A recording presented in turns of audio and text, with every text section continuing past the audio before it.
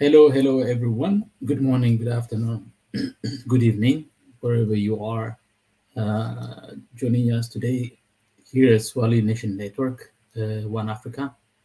The segment today is slightly different. It's usually focused on education, but today we're taking a small detour because we have emerging issues, emerging crises that are happening in Africa that are concerning many African people and in the region and in the global, the world at large. So there are issues that are like that are at the heart of what's going on in the region in the Horn of Africa, and we will take time to cover all of these issues, all these concerning issues. So welcome to the Swahili Nation Network, One Africa, and we will be covering the crisis in the Horn of Africa. We'll just so wait a little bit as we wait a little bit for other members to join us, other Swahili Nation Network members, and supporters, listeners, newcomers to join us as we wait for them. I will start today's sessions with a quick and an important prayer. And then this prayer is not an endorsement. We say this all the time. It's not an endorsement of a particular religion.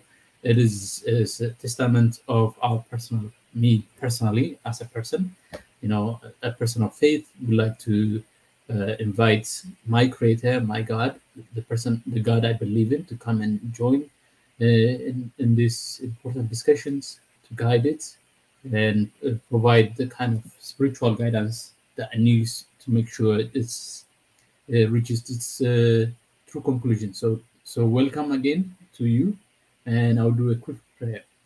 Dear God, I pray to you to ask you to be here, to be present in our midst, in our conversations, provide us the wisdom and the insights that we need to understand what we're dealing with, what we are confronting with, as we seek to chart love, peace, and unity-filled Africa, an Africa that is united in peace and love and prosperity. So we ask that you are present with us, amongst us, and guide us and support what we do as we seek to build a better world for ourselves, for our communities, for the world at large. We thank you, O Lord. In Jesus' name, Amen. Thank you. Okay, so welcome, audience. We have a number of people that are coming in. So I'm going to start quickly. I'm going to start quickly with a quick session, a quick look at a news article that just came out a few hours ago, and that's concerning. So I just read this news article and I say, this is the moment. This moment is the moment to talk about. Yes, normally we talk about educations, but I think education is always about the future. But today, presently, right now, we are about to enter.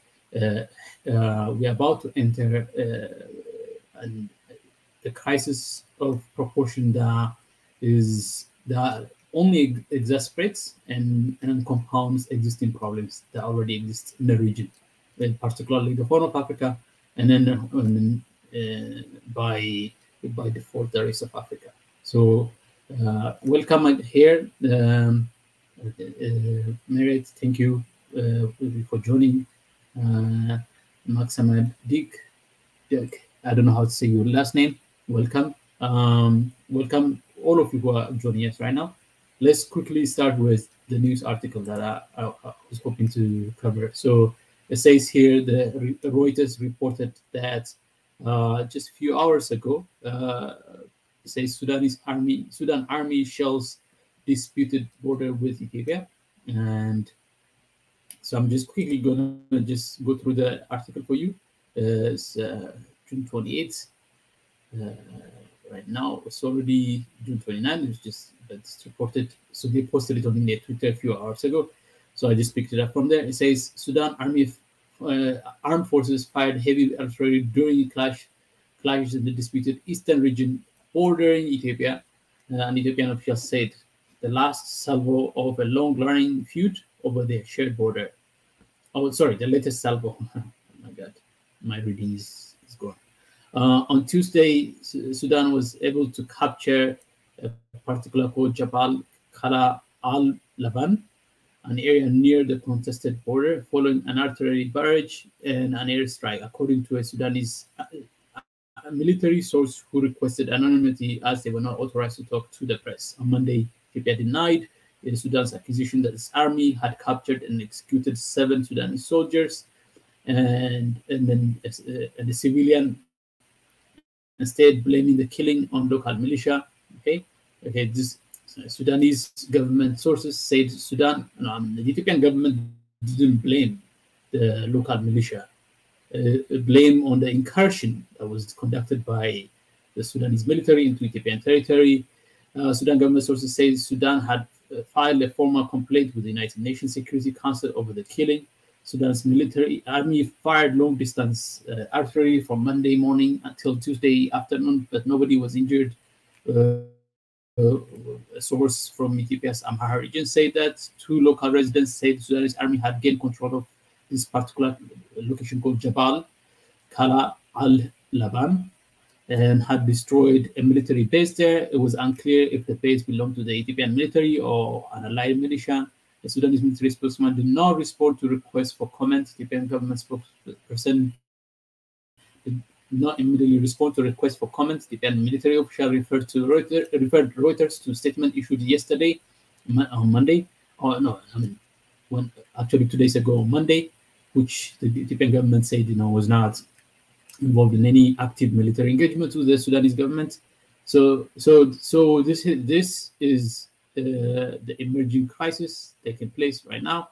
It is, in addition to already existing crisis, Sudan is in the midst of political turmoil. Ethiopia is in the midst of political upheavals that has emanated from the northern part of the conflict, from the northern part of Ethiopia. And then the recent case, the recent conditions, the recent crisis that are also has exacerbated in the western part of Ethiopia, where hundreds and hundreds, probably even thousands of people were killed because targeted on the basis of the ethnicity. And so there's a growing kind of crisis taking place in the region. And we are here today trying to discuss these issues that are emerging. So if you are interested, if you have ideas, if you have news to share, if you have thoughts to share, feel free to join us today. I'm going to share the link to join, and feel free to join. And we will look at this at depth. Okay, that's what we're going to do today. And yes, the crisis is serious. It is profound. It's deep, and has been brewing up for a while now. But what is the source of the crisis? What is the source of the crisis? Let's look at that.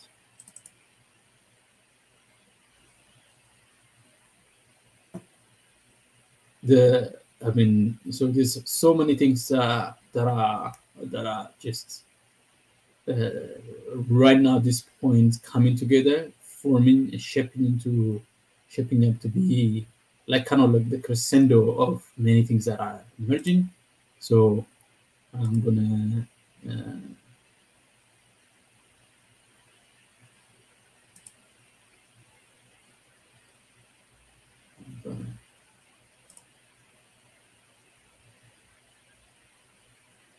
just give me a second. So I wish we had a studio. If we have a studio, we will be able to do these things while I am talking. Okay. So this issue here is what's at the heart of what's going on. And this is Ethiopia started the GERD Dam, the Grand Renaissance Dam, okay? Grand Ethiopian Renaissance Dam, that's called GERD, on the Blue Nile. Here, you see the red, see that's on the border, close to the border with Sudan. And that dam is going to be, when completed, will be, this was in 2011. It was first, started, the construction was begun, construction began in 2011. So that dam will be the largest dam in Africa. Will be is At the moment the older dam being built will be considered to be the largest dam in Africa, and I think it's the seventh or the eighth largest dam in the world. It is, when complete, it is expected to produce just over 5,000 megawatts of electricity, and usually that's expected to double the amount of energy Ethiopia produces. And it is currently being built just purely for energy. That means it has a water body that is saving for the purpose of it. So there's a big, massive lake that's being has been kind of I would say, yeah. So there's a massive lake that is going to be emerge out as a result of the dam, but the water will continue to flow, has been flowing, and Ethiopia continues to. So then, so the Nile River is the longest river in the world. Okay, so the White Nile, two major tributaries. There are the tributary waters, but there are two of them. The two of them, one is the White Nile, the other one is the Blue Nile. The Blue Nile comes from the highlands of Ethiopia, and the White Nile comes from the, some people say the source of the Nile goes all the way to Rwanda. But it has, so Lake Victoria that you see here at the tip of this image at the bottom here, that Lake Victoria is considered to be a major source. But most of the White Nile stays here in the swamps of South Sudan. So the total contribution of water that flows north, 85% of the water comes from the Ethiopian Blue Nile, or they call in Ethiopia is called Abai, but there are other tributaries that also flow into the Blue Nile, and those two rivers meet in Khartoum. That's where they actually meet and form into one river, and into one river called the Nile, and that flows all the way to Egypt. For Egypt, they say somewhere about 90% of its fresh water comes from the Nile. 90% of the fresh water that comes from the Nile. Sudan, the number is different, but I'm not sure what the number is, but I know it's going to be less than the. So Egypt is mostly desert, doesn't have any, at least, over the land.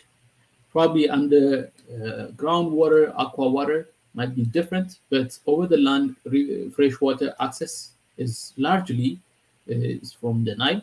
But Khartoum has other source of water. It also receives a much better rain or precipitation than Egypt. Egypt doesn't get as much precipitation from clouds or from rain.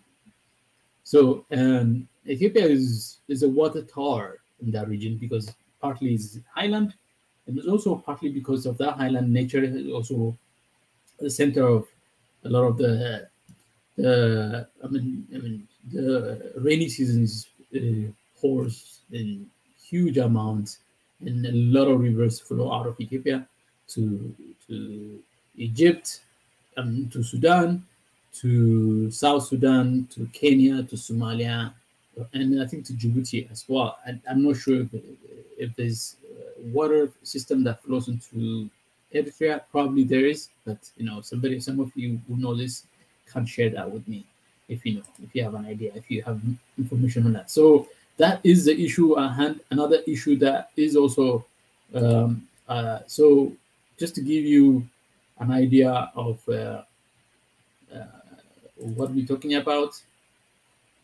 Okay.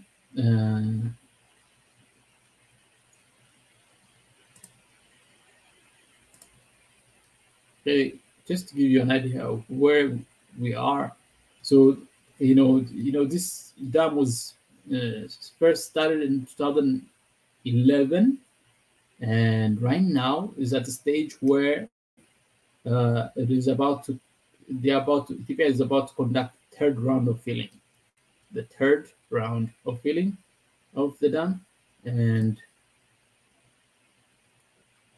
I just wanted to show you maybe a few images just to give you an idea what we're dealing with.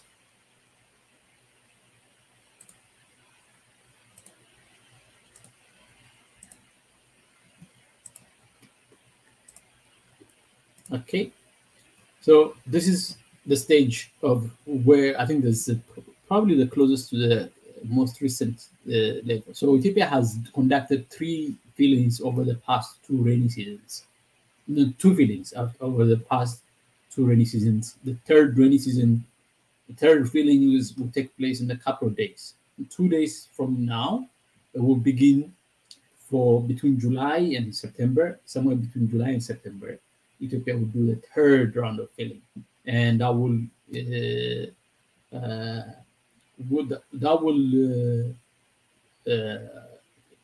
increase the volume of water that you see in the picture.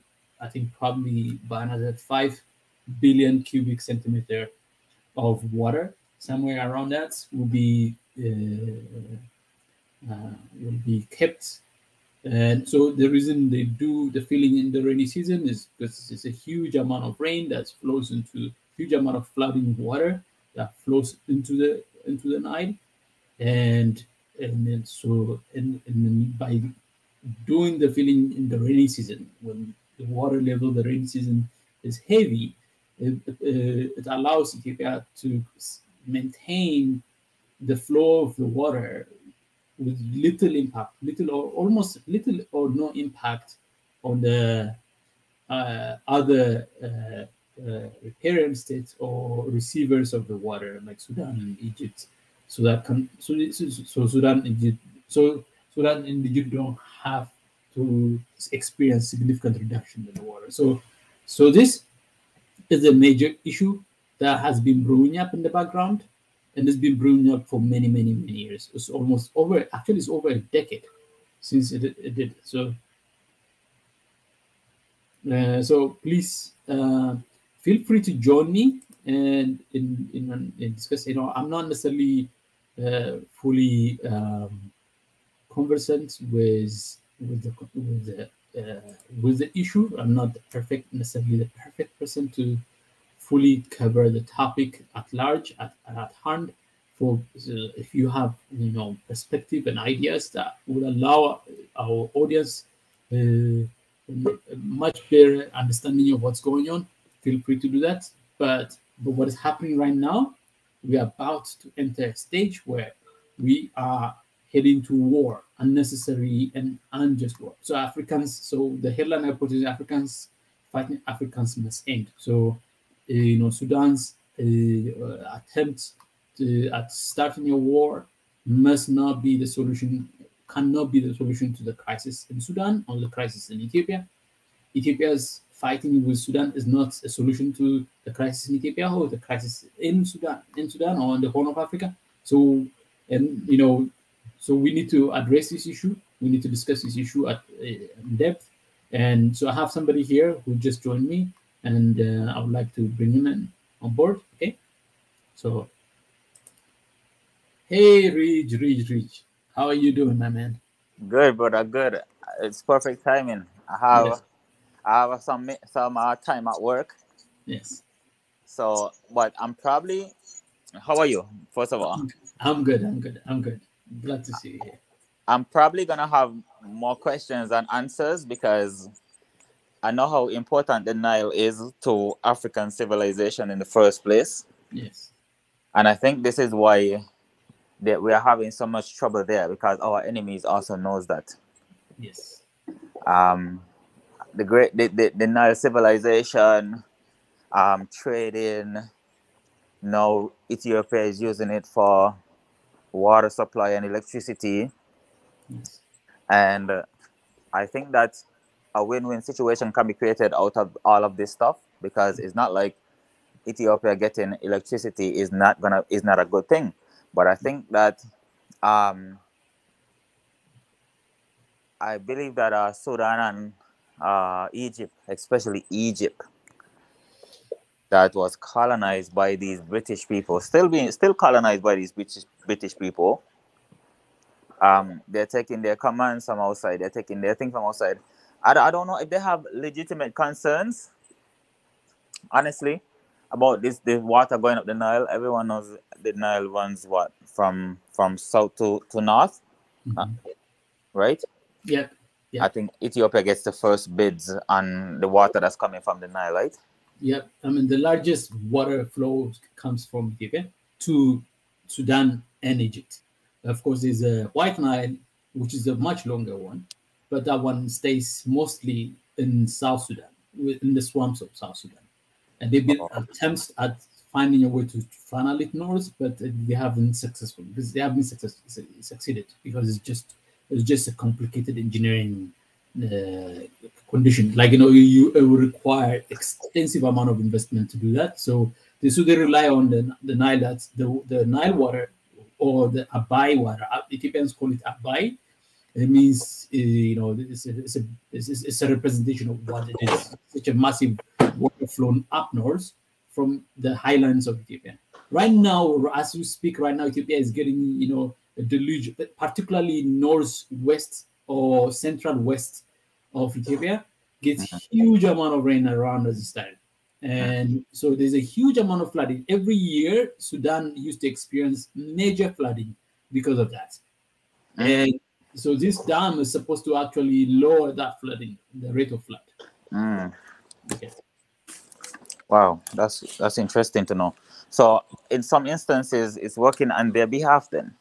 Oh yeah, I mean, at least Ethiopia makes the case. Ethiopia makes the argument that the dam can be beneficiary to all of them, and then I think there's also a recognition on the part of the two countries, Sudan and Egypt, Hmm. and when they signed the agreement in 2015 to Hmm. support, in principle, the construction of the dam, Hmm. they agreed to those terms that this dam is an electricity generating dam. It doesn't sequester. It's not a sequestering. It sequesters enough water to run the dam. Okay, Hmm. so it stores enough amount of water to run the dam, but it is not to prevent the flow of the water. So, Oh, what the issue, the big issue at hand, I'm going to look at it from an Ethiopian perspective, but I hope a Sudanese person, an Egyptian person, or anybody else with a different perspective will come in because I have a much better understanding of the Ethiopian side. The Ezra, Ethiopian side, what? yes, One, sorry. one second, Ezra. I'm gonna be listening, right? Okay. And then as soon as when I get chances to say something, I'll just say something. I I'll just will, ask questions and so. Perfect. I'd love you to ask those questions so that it can allow me to actually focus on my topic. So the issue here right now, what we're talking It's about is okay. that. Okay, thank you so much, Rich. Stay there. Okay, anytime you want to come in, just step in. So what we have here right now is that we are about to enter a crisis, potentially a crisis, because Sudan has claimed that its soldiers were killed on the border by Ethiopian forces, and then it's retaliating. And the news coming out of Sudan is that their military has taken some territory, advanced to Ethiopian side, have used artillery, heavy artillery, and then aerial, like jet fighter jets to conduct military operations on the flanks of Ethiopia. And this comes on the heels of what was one of the worst atrocities that was committed on civilians, on Ethiopians, on the basis of their ethnicity in the western part of Ethiopia, targeting the Amhara people who reside in Oromia region, or targeted Ethiopians who were killed in that area. So this comes on the heels of that. This comes on the heels of the Ethiopian government just recently announcing a team of negotiators to negotiate a peaceful resolution to the northern crisis, which many of us, many African countries, many African people, and including many Ethiopians have been pushing for. The war cannot solve our crisis anywhere in the world, and then including in Ethiopia.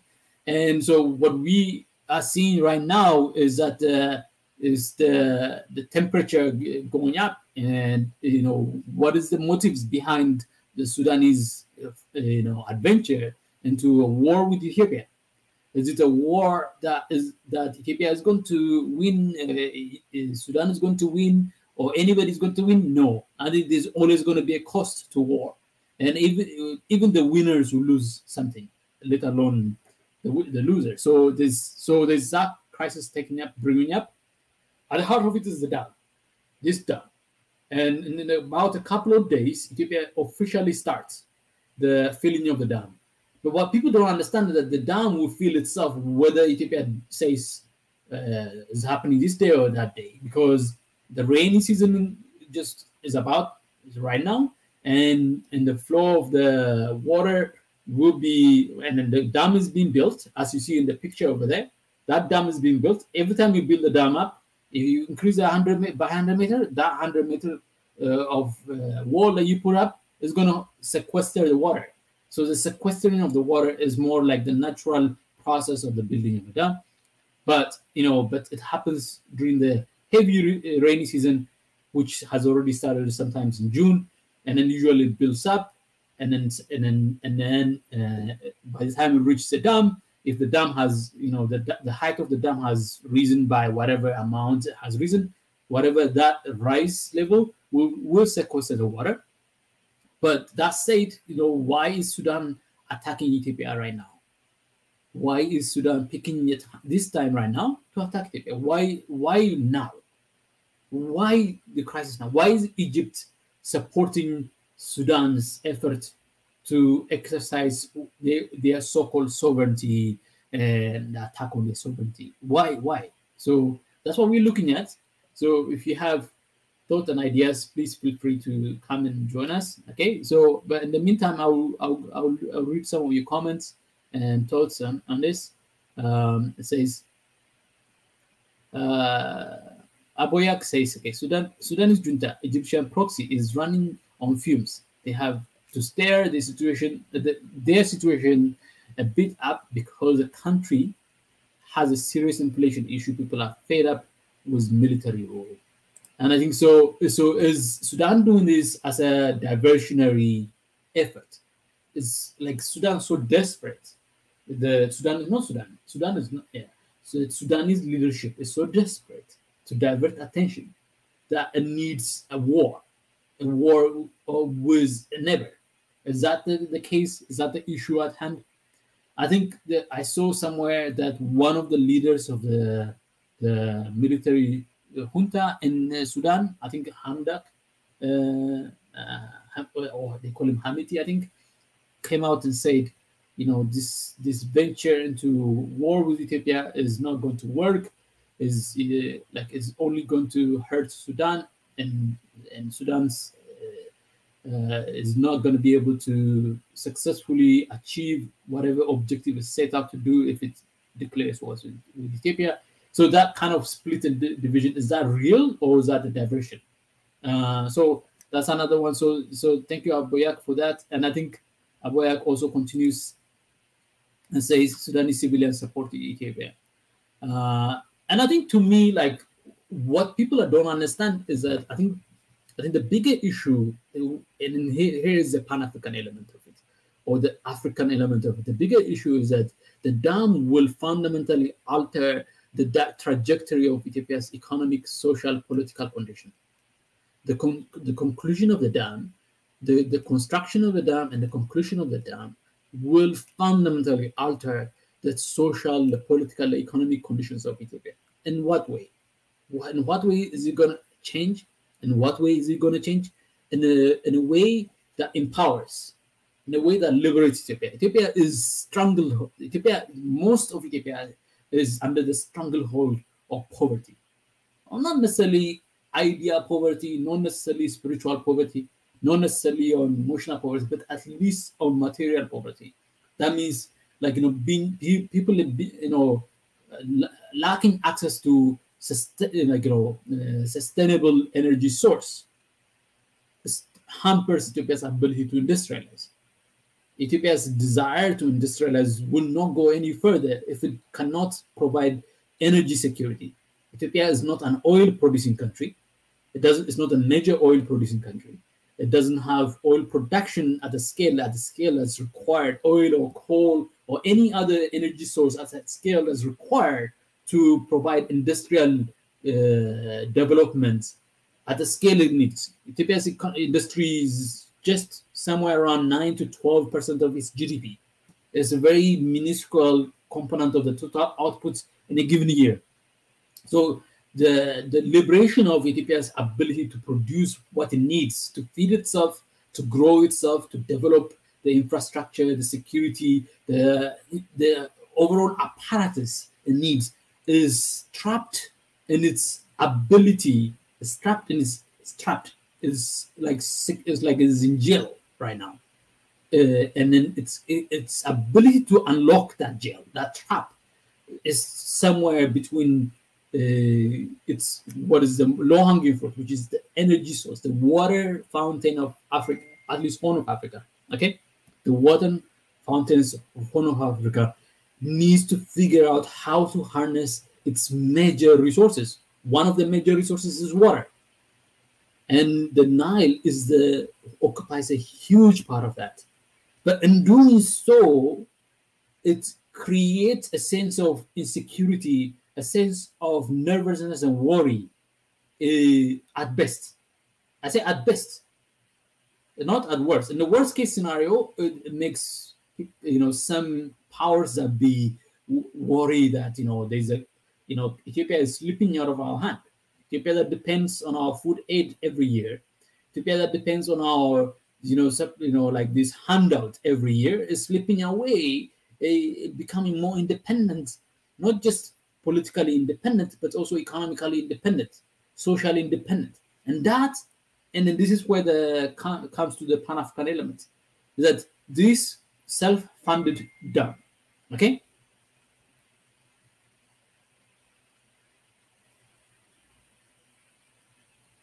Okay, so somebody's talking to me on my WhatsApp, sorry. So this self-funded dam, if and when completed, not even when completed, and even at this stage where it's about to get into a third filling, there's 2-3 more fillings that need to happen in the next few years to actually successfully say is complete by somewhere, probably 2025, 2027, probably be the complete absolute maximum that this is going to be able to do the job. But what the point is that even at this stage, it is signaling to the rest of Africa that we Africans can fund our own way out of poverty, that we can fund our own. When everybody closed the door, okay, nobody was about to lend Ethiopia any money on this. Nobody was about to provide any technical support to this effort.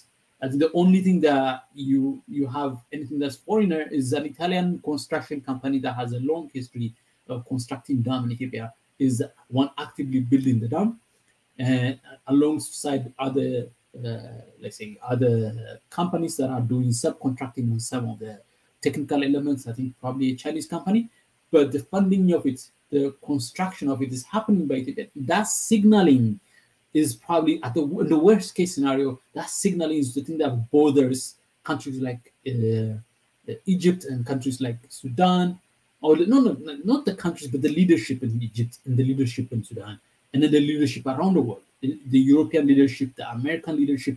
They are worried very badly, very seriously, that this is a path that is going to completely, utterly liberate Ethiopia's the poverty stranglehold on Ethiopia, the material poverty, not necessarily other poverty, but people might misunderstand. When we say poverty, they might misunderstand what we mean. I'm talking about material poverty. That means the ability to produce enough amount of food to feed yourself, the ability to produce enough amount of resources, materials to build the homes and the schools and the healthcare, the infrastructure, the roads, and then the socially acceptable level of resources that you need to be able to do. And that usually is a crisis at hand. So yes, so those are things that are so at the heart of it is this Nile issue is becoming such a thorny element, and we are getting to a stage where where like the powers that be, those visible and invisible, are coalescing around the forces that are trying to stop the process of development in Ethiopia. So this is so at the heart of it, so the deeper part of it is this issue. But the immediate crisis is the increasing amount of violence that's taking place in Ethiopia right now. Increasing, like it's just astonishing how that violence has gone up over the past 4 years. Violence on almost every corners of Ethiopia. Some form of violence or another form of violence is taking place from all the corners. Almost every part of Ethiopia has experienced a degree of violence over the past 4 years. And that crisis that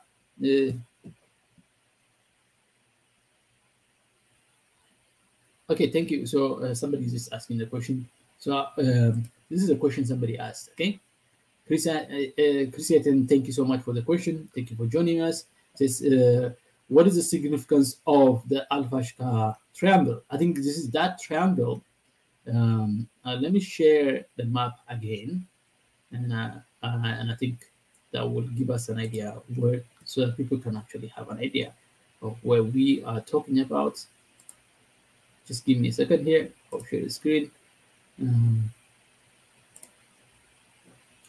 So we're trying to figure out the crisis in the Horn of Africa, okay? And the crisis in the Horn of Africa. Now, this map is the map that I picked up from one of those articles that are written about the dam and the significance of the dam and the source of the conflict in the region. And, everything can be traced to the issue of the Nile.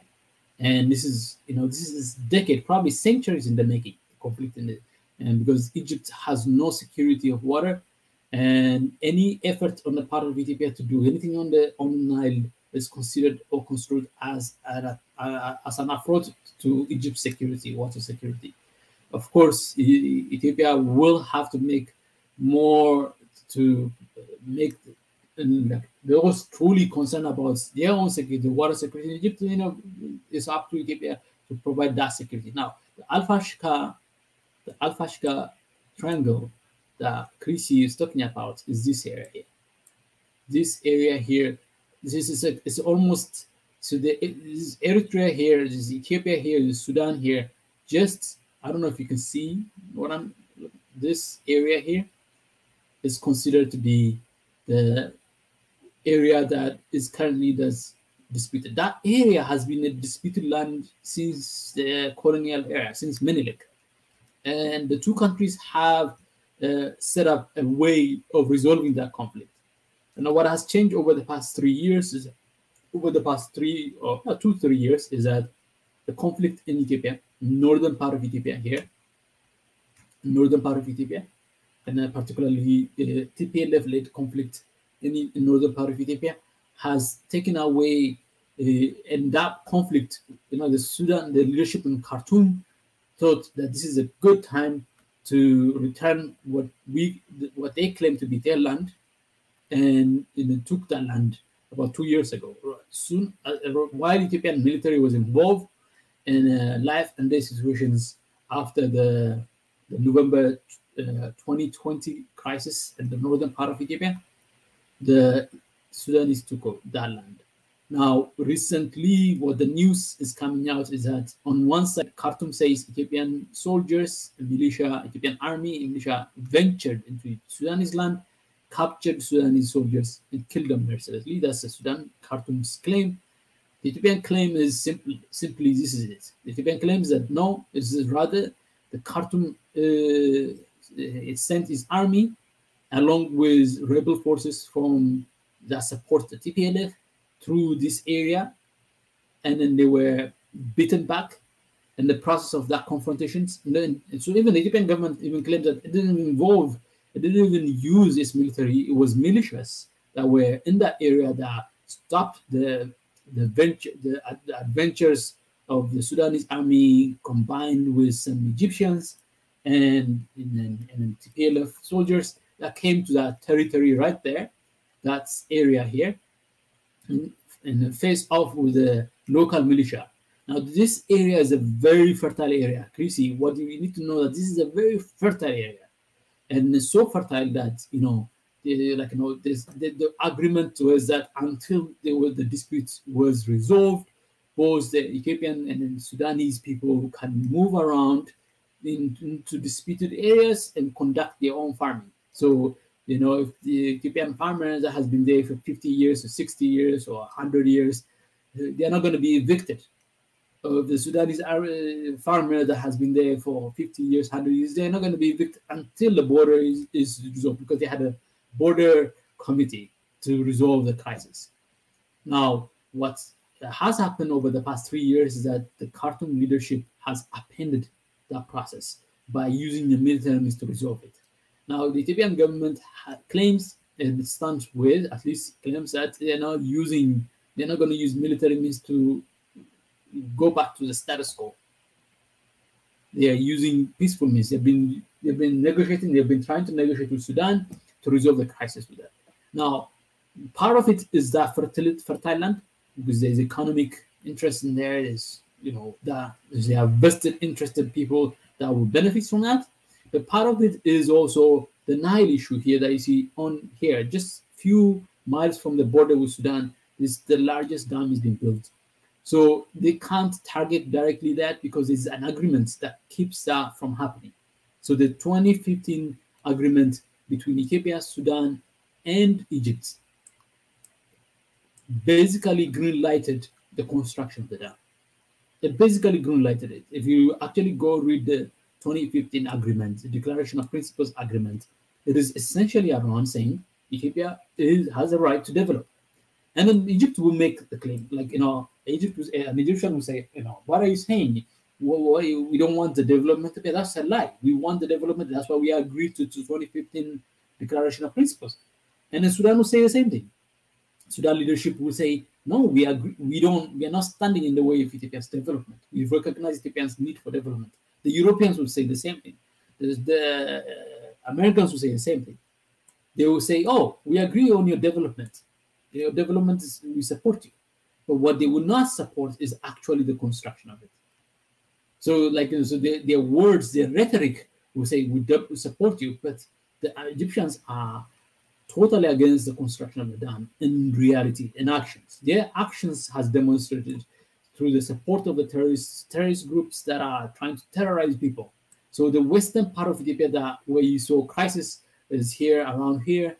A lot of crisis taking place. It's where the dam is being built, and then where this is the Kampala region, and all of that. So there are other maps I should be showing you, but I think I'm being lazy here. I'm just being lazy, making sure that I don't have to go searching for other media to get you here. But so that's, I don't know if Chrissy, hopefully that answers the questions for you. That's the Al-Fashka triangle issue is essentially about a conflict on that. Okay.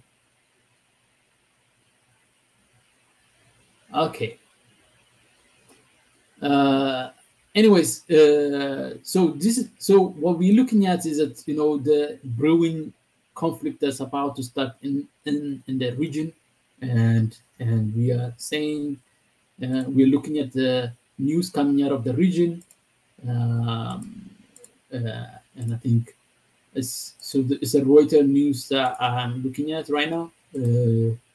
Please, if you have other news, please share with me on the comment section, and then I'll be able to share. So this is what's happening right now. This is a day ago, the news coming out. The other news is this. My friend Gia Twitter says in 2 days' time, Ethiopia will begin the third filling of the Gerd hydroelectric dam. As you can see, that's a picture of the dam being filled, being constructed. As it's being constructed, is also being filled, and that is issue here. And then there's issue of the water politics, and this is an article that was written by. So I'll share this with you. some point politically. This is February 9, 2016. February 9, 2016, just soon after the declaration of, this is where I got the map, soon after the declaration of what is at issue at hand, what is at stake for each party. Egypt is, they're certain, we cannot get any less than 55 billion cubic meters of water from the water. And this comes from the colonial era treaty that excluded the rest of the riparian countries. And so this is the rest of riparian countries. You got Kenya, Tanzania, Burundi, Rwanda, Democratic Republic of Congo, Uganda, South Sudan, and Ethiopia, Eritrea. Were not involved. And the 1959 agreement was between Sudan and Egypt. And there's another one, the Colonial Era Treaty in 1929. So they claim that Ethiopia agreed in principles not to do anything on one of the treaties, but was the British colonial power. But Colonial Era Treaty is one of them. So Egypt has a case in that it relies wholly for the fresh water from the Nile River, from the Nile. So the Nile water is somewhere around 90% of Egypt's fresh water access. Most of Egypt is desert, so Egypt depends almost exclusively on the Nile. Now there are other sources, there are other methods there of access to water, the seawater desalination. That during the colonial era they didn't have that. Right now in the 21st century we have tools and technologies that can turn seawater into fresh water. Egypt has aquify water, which is underground water, just under the deserts, that it can also use and utilize. It hasn't used at all. But Egypt also continues to provide not just water for itself, but also for neighboring countries like Israel, get some of the water from the Nile, which is kind of like something that doesn't suit the other riparian countries. Other riparian countries are claiming that we have development needs that we need to meet. And Ethiopia is at the forefront of that. So if Ethiopia is able to successfully achieve that, then every other riparian country will be able to make claims of need that needs to be met, that can be met using the water.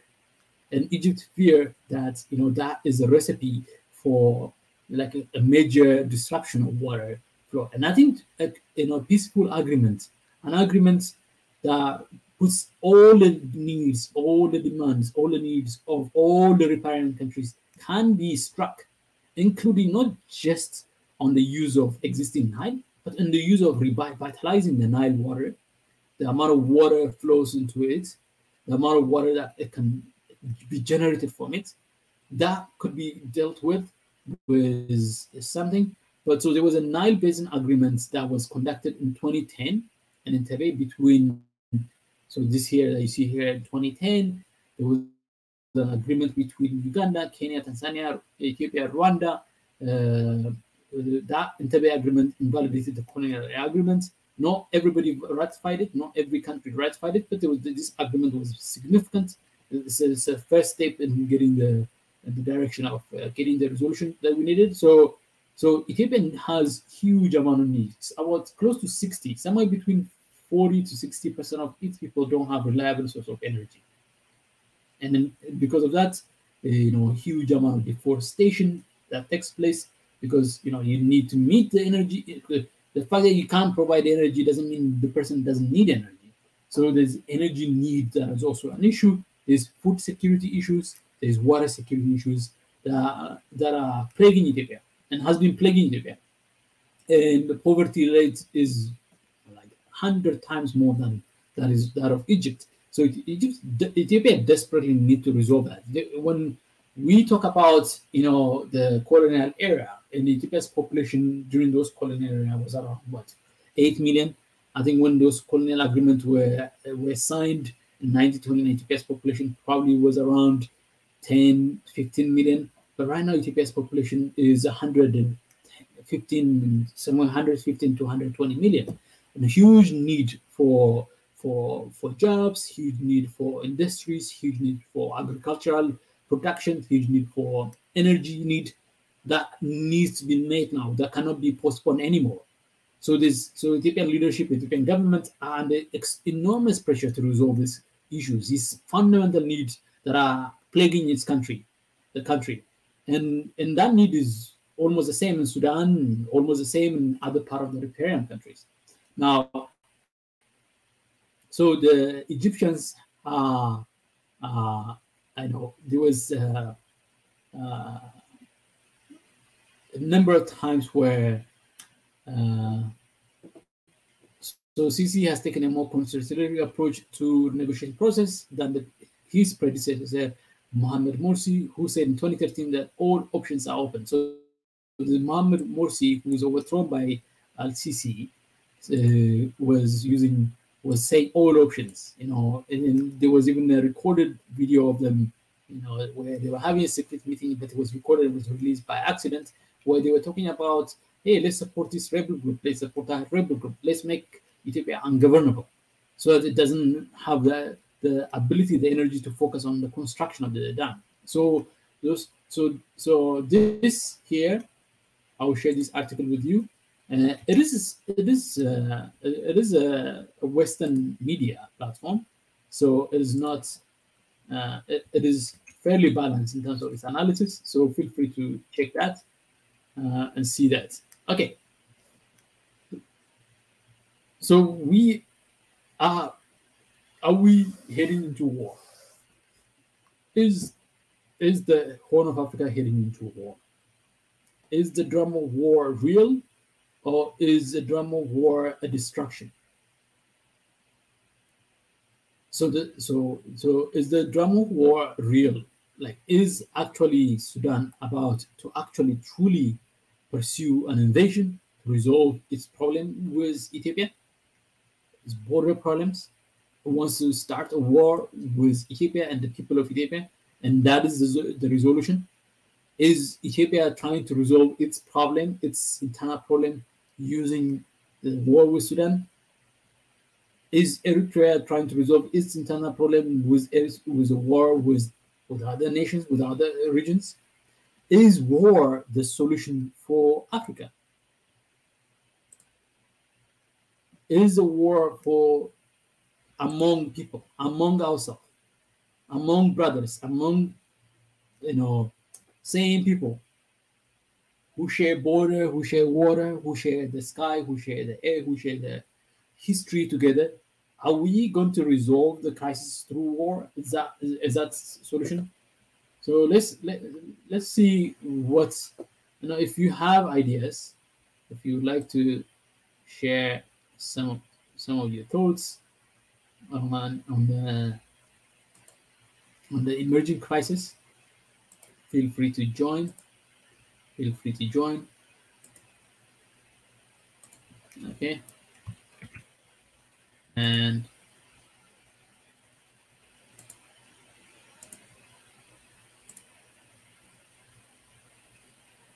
okay, feel free to join.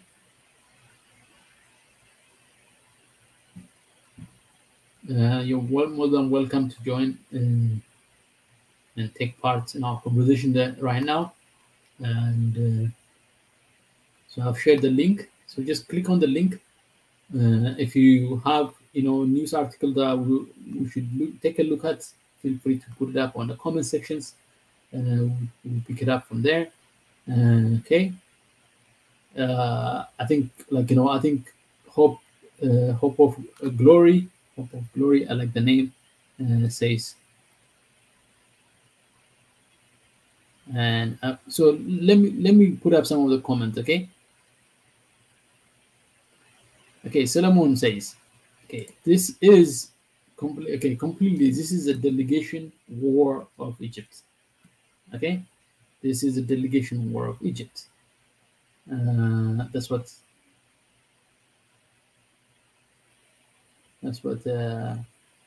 Solomon Musema is saying. He says this is okay. Is that the Al-Fashaka cause of conflict for Sudan with Ethiopia. I mean, obviously, it is. It's important land, but should that be the cause, right? Future fruits are life. Fruits are life. I mean, these are interesting names. People are very creative, imaginative for their username. Says, I have the feeling that they are not scared about the security, but rather the potential of Ethiopia living poverty that could influence the neighboring countries positively. And I think that's a claim that we many people are making. I think that Africa definitely needs to take control of its own destiny with regards to dealing with poverty, with regard to addressing poverty related challenges. And part of that is building up resources, organizing your resources, taking advantage of the resources. We say, oh, Africa is abundant with resources, but we Africans don't take the initiative to take full advantage of these resources. We have this resource, we have that resource, we have this resource. We say we have huge population, but we don't take advantage. We have a very youthful, around 60% of Africans are under the age of 29 or 30, and that's huge. That's hundreds of millions of Africans that are young, energetic, that are aspiring. They are looking ahead for their future, but we don't take full advantage of that opportunity that we have. We have. So we have people, we have humanity, as an advantage. We also have enormous amount of different kind of resources, from cobalt to lithium to oil to coal to potassium to you name it. We have so much resources that we can utilize to really fund and funnel our resources in such a way that they address the crisis that we face, the crisis of jobs, the crisis of opportunity that we face, the crisis of energy that we face. So obviously, thank you, fruits are life. You made a point there. So and then he says, he or she says, Africa's poverty is super important for the West. Keeping Africa in poverty is extremely important. And who's helping fight some of that poverty? New emerging powers. New emerging powers, their flow is not growing their economy.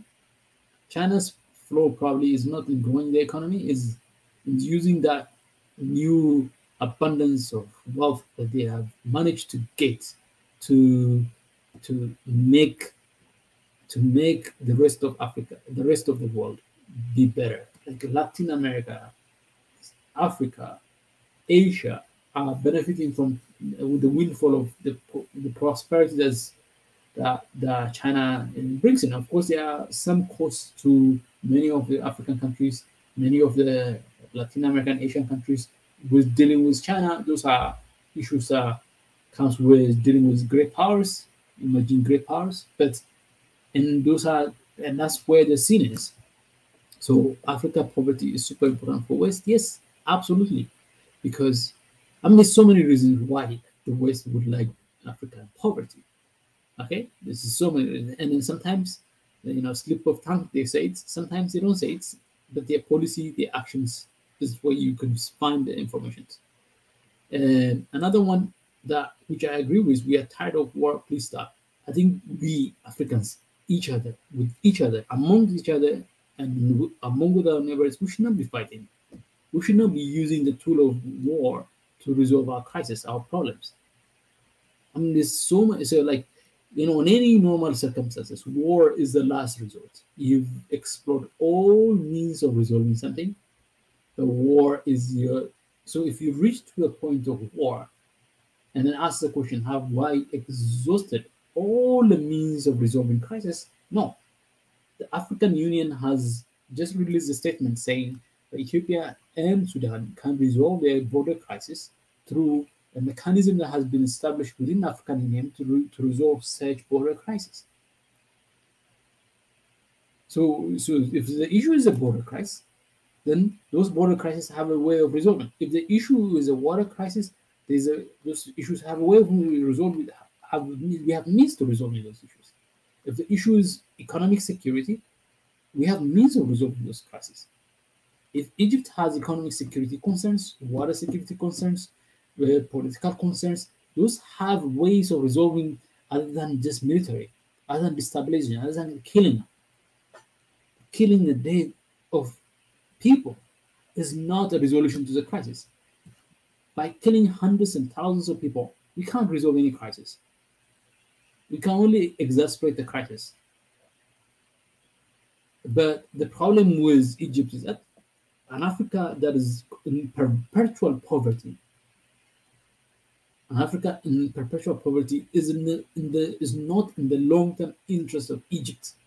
It's not in the long-term interest of West, but the West is run by a bunch of clowns that can't see anything further than a meter from them. Which is, they see greed, they see something profits, they see loss and profits. That's all they see. They do see things to exploit, things not to exploit. Who is my competitor? Who's my? That's all they see. They don't see the broader need of their own people and the broader need of the world. And so that struggle that the West has with coming to terms with where they are in the 21st century, coming to terms from the perspective of the 21st century, the methods and the tools and instruments of the 20th century of exploitation and oppression and poverty is not a sustainable solution, even to Western security, even to Western economics, political security. That realization hasn't hit them. So they will continue to find a way to deal with the world based on tools they hope to, or they believe has benefited them 40 years ago. European toolkits on how to deal with Africa is not a new toolkit. Has been there for centuries, and they still believe it's a reliable instrument, it's a reliable tool to deal with Africa. Keep African poverty, keep keep stealing African resources and keep demobilizing Africans' effort for security, for independence.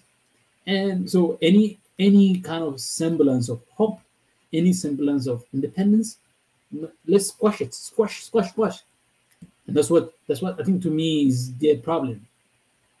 But the problem that they don't realize is that in Africa right now, if you are in leadership in Africa, that coalition of forces that are outside of you trying to strangle you is not as powerful as that coalition of forces from inside that is trying to topple you. That's an issue that they don't realize. The cost of trying to buy African leaders has quadrupled, multiplied many folds. You can't buy African countries with just few trinkets anymore. You can't. It's just no longer a viable instrument. African leaders who want to submit to Western powers, who believe their power depends on the supports that they get from the West. They are continuing to struggle. They are going to struggle deeply because the pressure that's from within is much higher. It's much more potent. It's much more powerful. It's no longer 1980. Okay, 1980, when I was born, Ethiopia's population was 35 million people.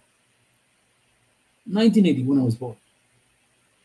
40-something years later, Ethiopia's population is 120, close to 120 million. So if you are in the seat of power in Ethiopia right now, things that you've kept on postponing for centuries, for decades, for years, you can't. That pressure from within, the pressure to feed a population of 120 million, the pressure to provide security for 120 million, that pressure is much more potent, much more acute than the pressure that comes from Egypt, or that comes from European Union, that comes from America. It's just not.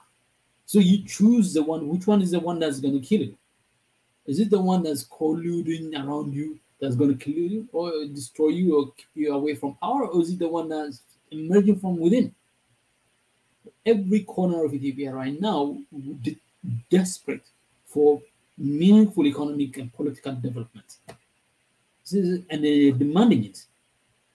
And that's what transpired over the since 2012, between 2012 and 2018. That's what transpired, and for everybody to see, and for all to see.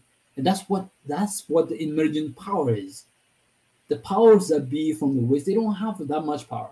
You can't buy your way around the power corridors of Ethiopia with just trinkets like $2 billion of aid. You have to double the quadruple, maybe even 10 times, multiply that by 10 if you want to truly buy the power. Because those powers that be, they have to go and buy power in their neighborhoods. They have to pay their way around if you want them to use the old method. And there's not enough money to buy. There's not enough resource to buy because the country doesn't generate enough wealth to be able to provide that kind of power. So we have somebody who just joined us. I really, and I don't want to continue to be a talking head here. I'll add Max Coffee. Thank you for coming. Hey, Max Coffee, thank you for coming. I really appreciate you coming in. Feel free to what do you think about what's going on in Ethiopia or in the Horn of Africa? Are we about to enter a major war, or is it just a noise? Is it noise or is it real?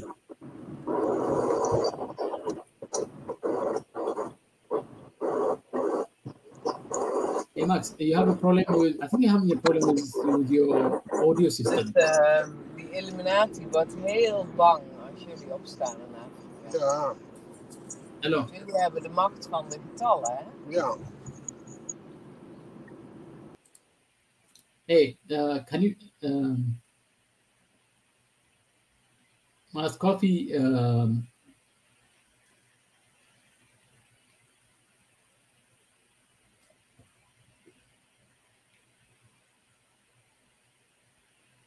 Okay, to Niger, please, come and join in, and then let's discuss this issue. We want to discuss the issue. Please come in. If you have a moment, a time to join, please feel free to join. It's such an important one, I'm waiting for people to come and join. Max Coffee, can you hear me? Yes, I can hear you. I'm in the car now, and I'll be home about 20 minutes, and then I'll connect normally. Okay. I'll keep you in the background. Anytime Yes. you're ready, just send me. I'm listening. Okay, thank you. So the issue at hand, is this real? Is this crisis real? Are we really dealing with a major crisis brewing up?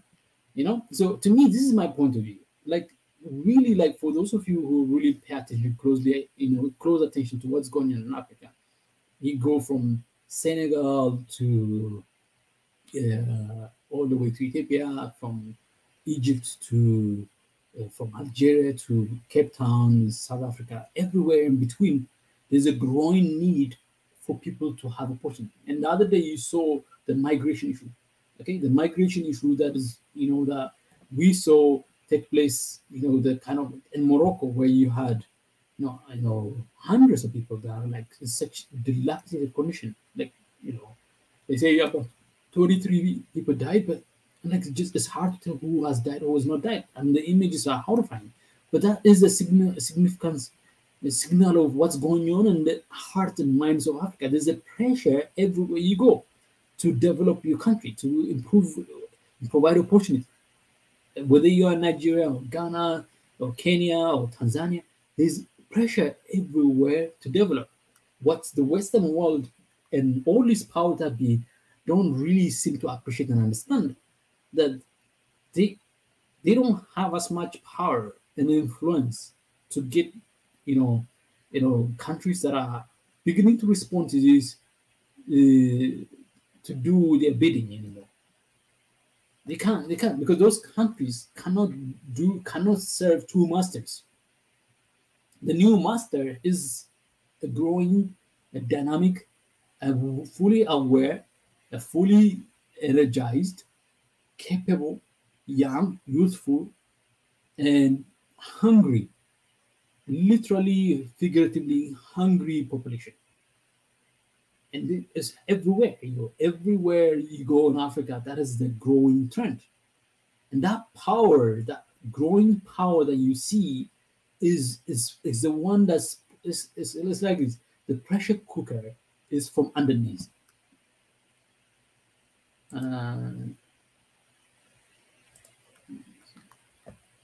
So we're getting some really spam on our chat room. So anytime we talked about something interesting, you get somebody like spamming you. So I'm gonna be distracted a little bit, trying to prevent any kind of spamming. So so if you are interested in coming, joining in, sharing your thoughts and ideas, feel free to do that. So I want to share this hope of glory point. Says here, war starts in the heart, love wins always. I think if we are in conflict internally, and then it's going to manifest itself externally. If we are at war with each other, within ourselves, we're going to be at war with others. And I think that's what essentially, and I agree with you, Hope, on that one, that we are, before we pick up the guns and before we pick up the violence that manifests, the manifest violence, we have violence in our heart and our mind. But in order to win over that, we need to love. Love means loving yourself and loving others like yourself, and loving your neighbors, and then knowing that there's such beauty in the existence of not just yourself but others. That I exist because you exist. That Ubuntu value that African always had. So Regimon Music is here too, saying grace and peace. We love you here, Regimon Music. Thank you for joining us, for listening to our, for joining us and supporting what we do.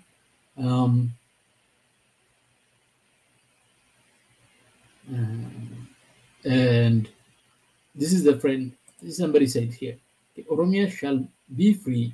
Our blood soon. Okay, our blood soon by OLF. Okay. The question is, at what cost? The question is, at what cost are you willing to free Oromia? At what cost are you willing to free Oromia? What will be the cost? Are you like killing your own uncle, your nephew, your niece, killing your great grandparents, parents? I mean, how are you going to do it? That's how, literally, you're killing your own humanity, your own neighbor, to free yourself.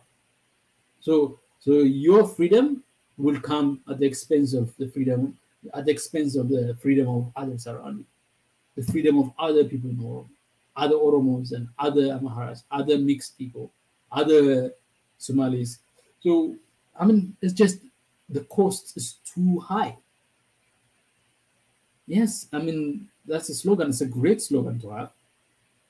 Slogans go. But freedom doesn't come. You don't get liberation through blood. You get liberation through love, through compassion. You liberate yourself by freeing yourself from the yoke of oppressive mind that occupies that heart, that mind. Okay, and that doesn't mean we should not be a just society. That there are injustices that must be addressed. That must be addressed. No question about it. Injustices that must be addressed. That must be addressed. Amir, yeah. But the thing about from your name, and Abdullahi, Amir Abdullahi, I know it sounds like you're a Muslim. I think one of the teachings of the prophets was the ending of race and the ending of tribes, the ending of slavery. And those are the tenets of one of the greatest religion in the world. I mean, in Islam, there is no tribe. There's no Oromo, there's no Amhara, there's no Somali, there's no Arab, there's no black, there's no white. If you are Muslim, you are Muslim. If you are a human being, that's more than enough.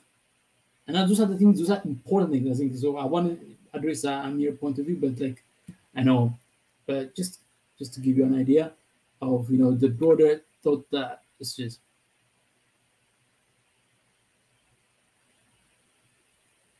Hi,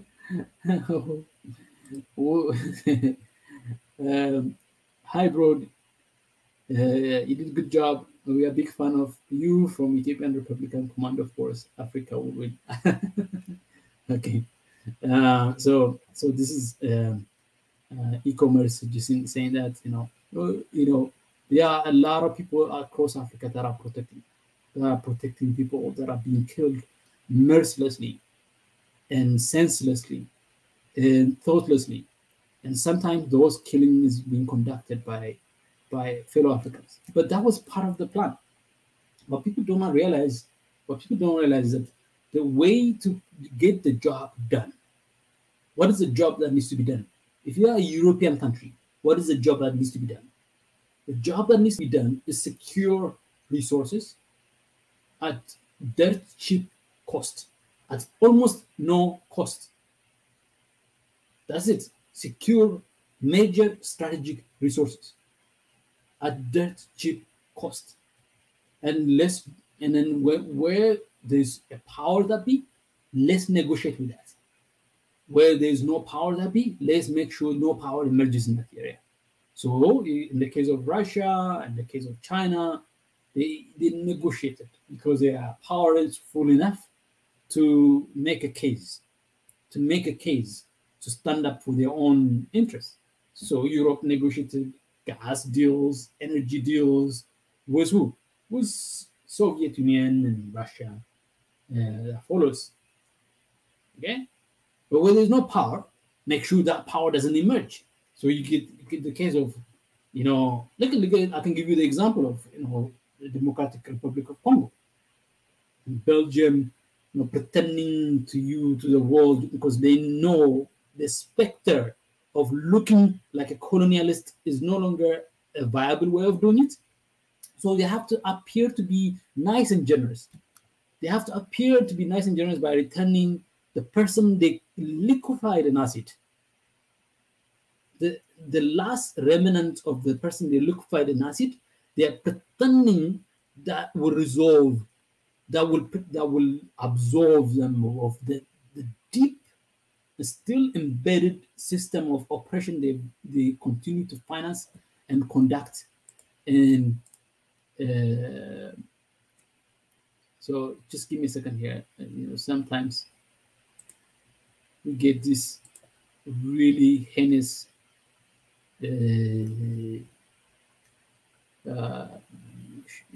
distractions. We talk about something important, and when I talk about something about education, nobody shows up because they're not, and because they don't show up, none of this spam show up.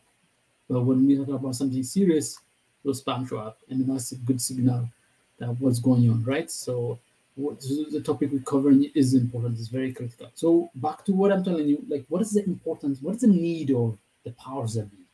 The powers that be that control, somewhere around 50% of the world outputs, and in somewhere 20 to 30% of the world's wealth.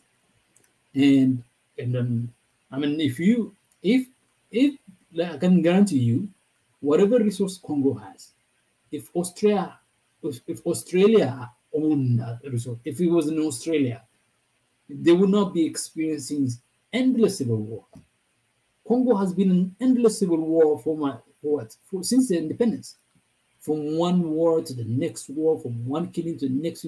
If they were not a civil war, they were in some kind of dictatorship that prevented them from organizing. But who's behind the scene? Belgium. I think Belgium has packed left such a profitable venture. Congo is just packed left in the 1960s. No. Who was standing in the way of preserving that power? Patrice Lumumba and the new and emerging independent fighters from east, west, and south. They all were converging to the Congo and trying to help the Congo stand up on its own.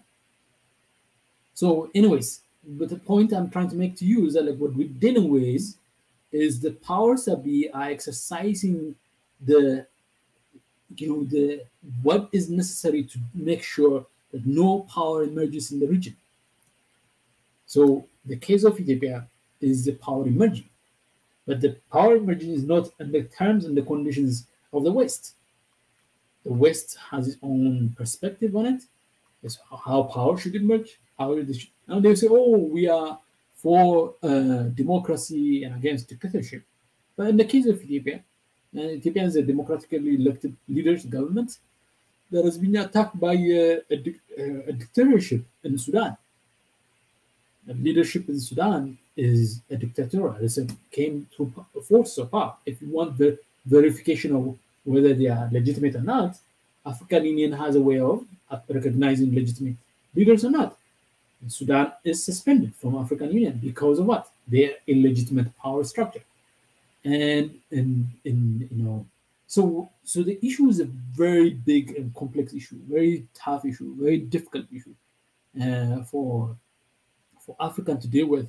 But the much more difficult issue for Africa to deal with is the incredible size of needs that are emerging from within. If you are in Congo,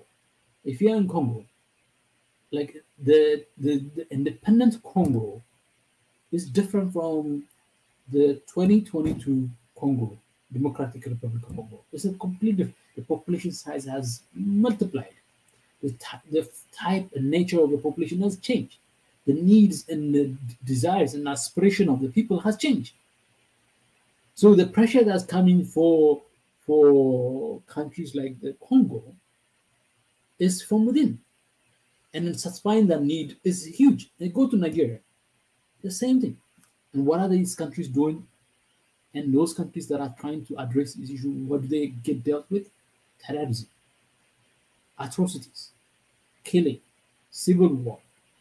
Because if you address those issues, that means you are trying to begin to exit the realm of poverty and to the realm of prosperity, the realm of resolving fundamental crisis that has plagued you for many, many years. And that's the issue we are at hand. So that's my analysis for you so far. And feel free.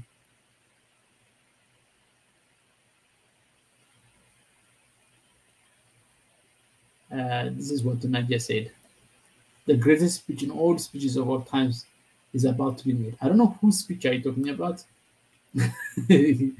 but hopefully the speech of other people. Like, anyways, Tunaja, we missed you. I mean, I missed debating with you. So if you feel like if you fancy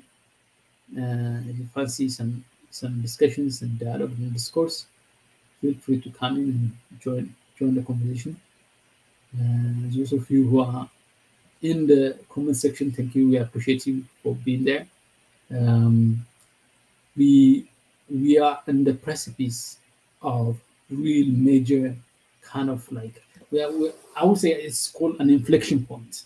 I would call it an inflection point, not precipice, but an inflection point. It's kind of like that point in the history of this world where like you have no choice but to develop, but you have no choice but to improve the lives and livelihood of these people on the planet. You have no choice but to end the colonial mindset of the 20th century and join the open and liberated era of the 21st century.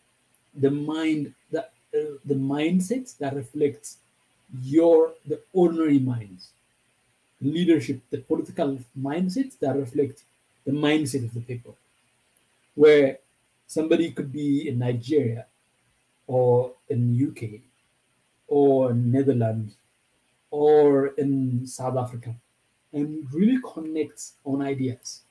And the idea that our shared humanity is the one and only thing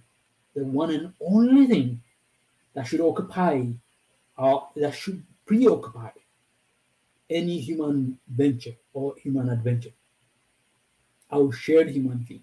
The sense that anybody in this planet should be subject to abject poverty because of who they are, because of where they are, because of what they stand on top of them, what they stand underneath, what on and the land they stand on and underneath it has some resources that can be exploited. No, we need like the dynamic, the mind that is shaping, the mind that's shaping the world.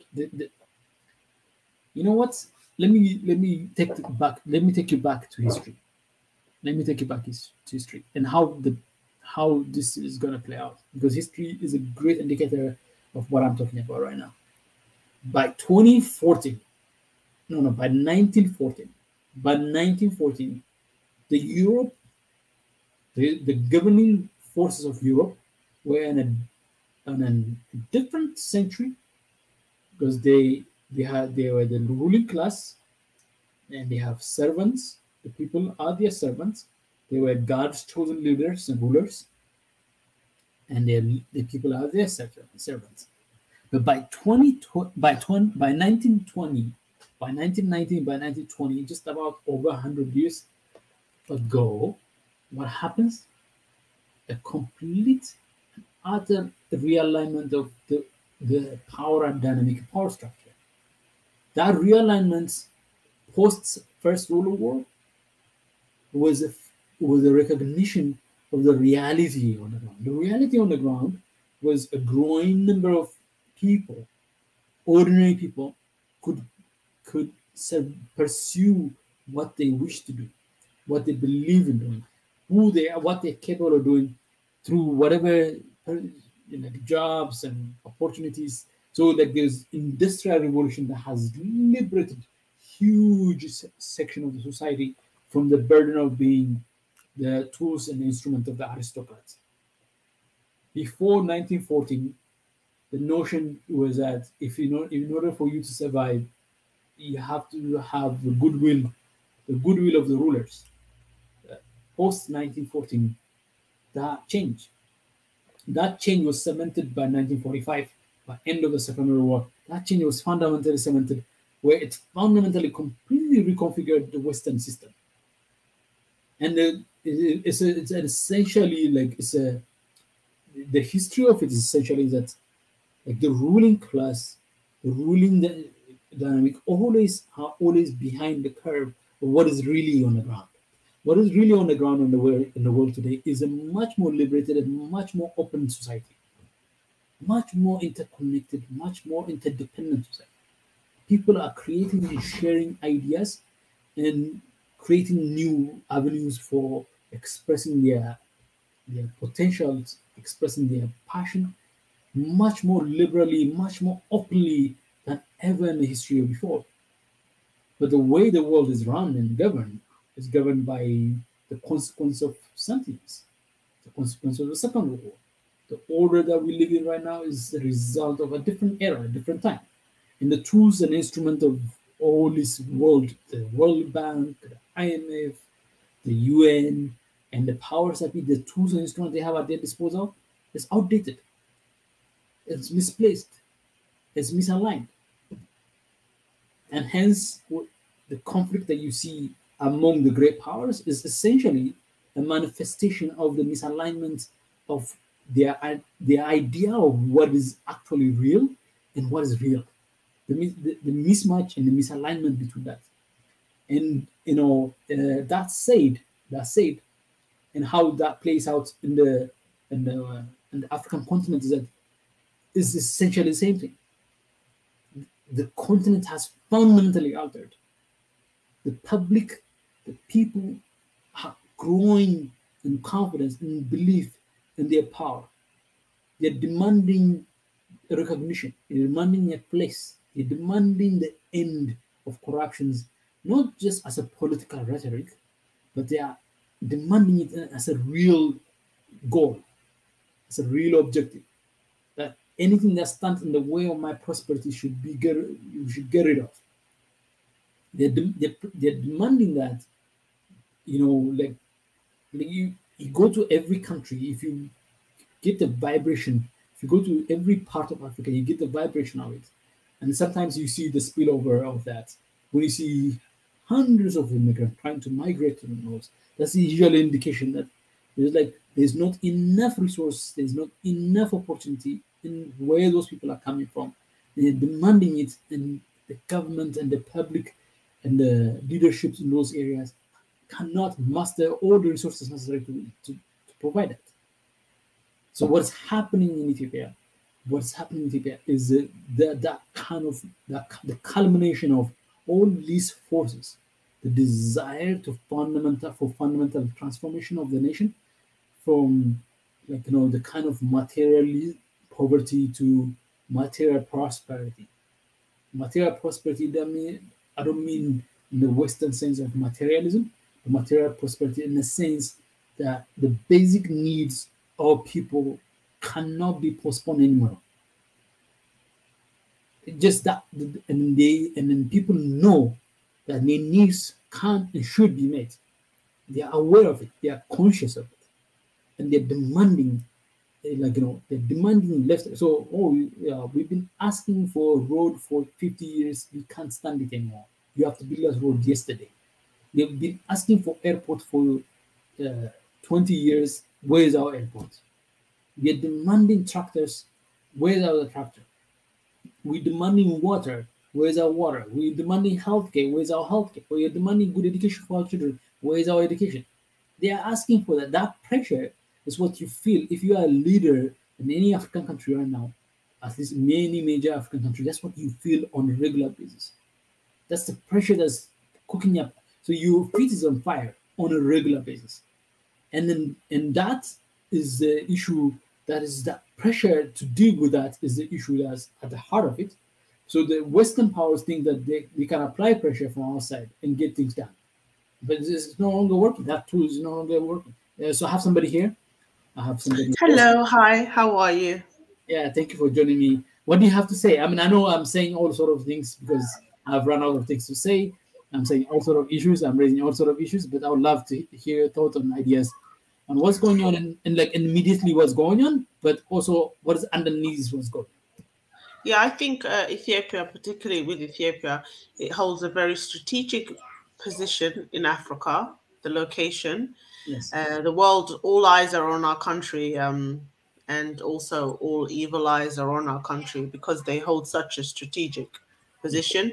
And they also give countries down low the Nile, so that, that makes them very, now because of the dam, has changed the power towards Ethiopia now. So we've got the upper hand, and all these other countries have a problem with our nation having the upper hand, like we've always had in the ancient days when Ethiopia was seen as the land of the gods, because we provided the waters of the Nile. And not only that, we also provided the waters of the Nile went all the way up to the Mediterranean. Nobody knows that, but the name of the Mediterranean Sea was called the African Sea. They changed that name, but originally it was called the African Sea. So our waters go all the way to the Mediterranean. Our mud goes and, floods those islands in Greece and Spain and stuff. So in the ancient days, they appreciated Ethiopia. And the ancient days, Africa was more powerful, but that has changed when the North took over. So this is why there's such uncertainty. Do you know what I mean? Do you see why they don't want the South rising again? And it's also written in the prophecy that the South will rise anyway, so it's happening.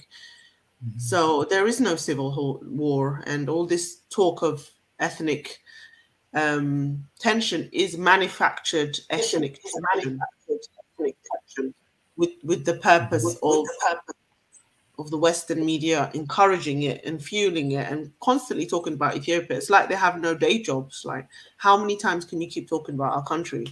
Just keep your name out of their mouths. They just can't help it. Every minute they keep updating stories about Ethiopia because of the strategic position and the silent Cold War between East and West, Russia versus America.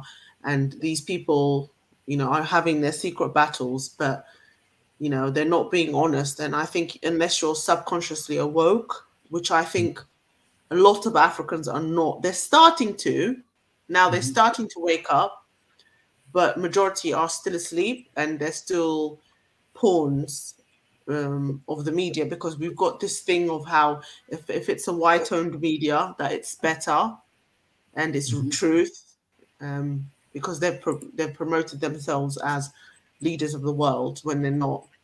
In the ancient days, they were known as barbarians. You know, they were wild.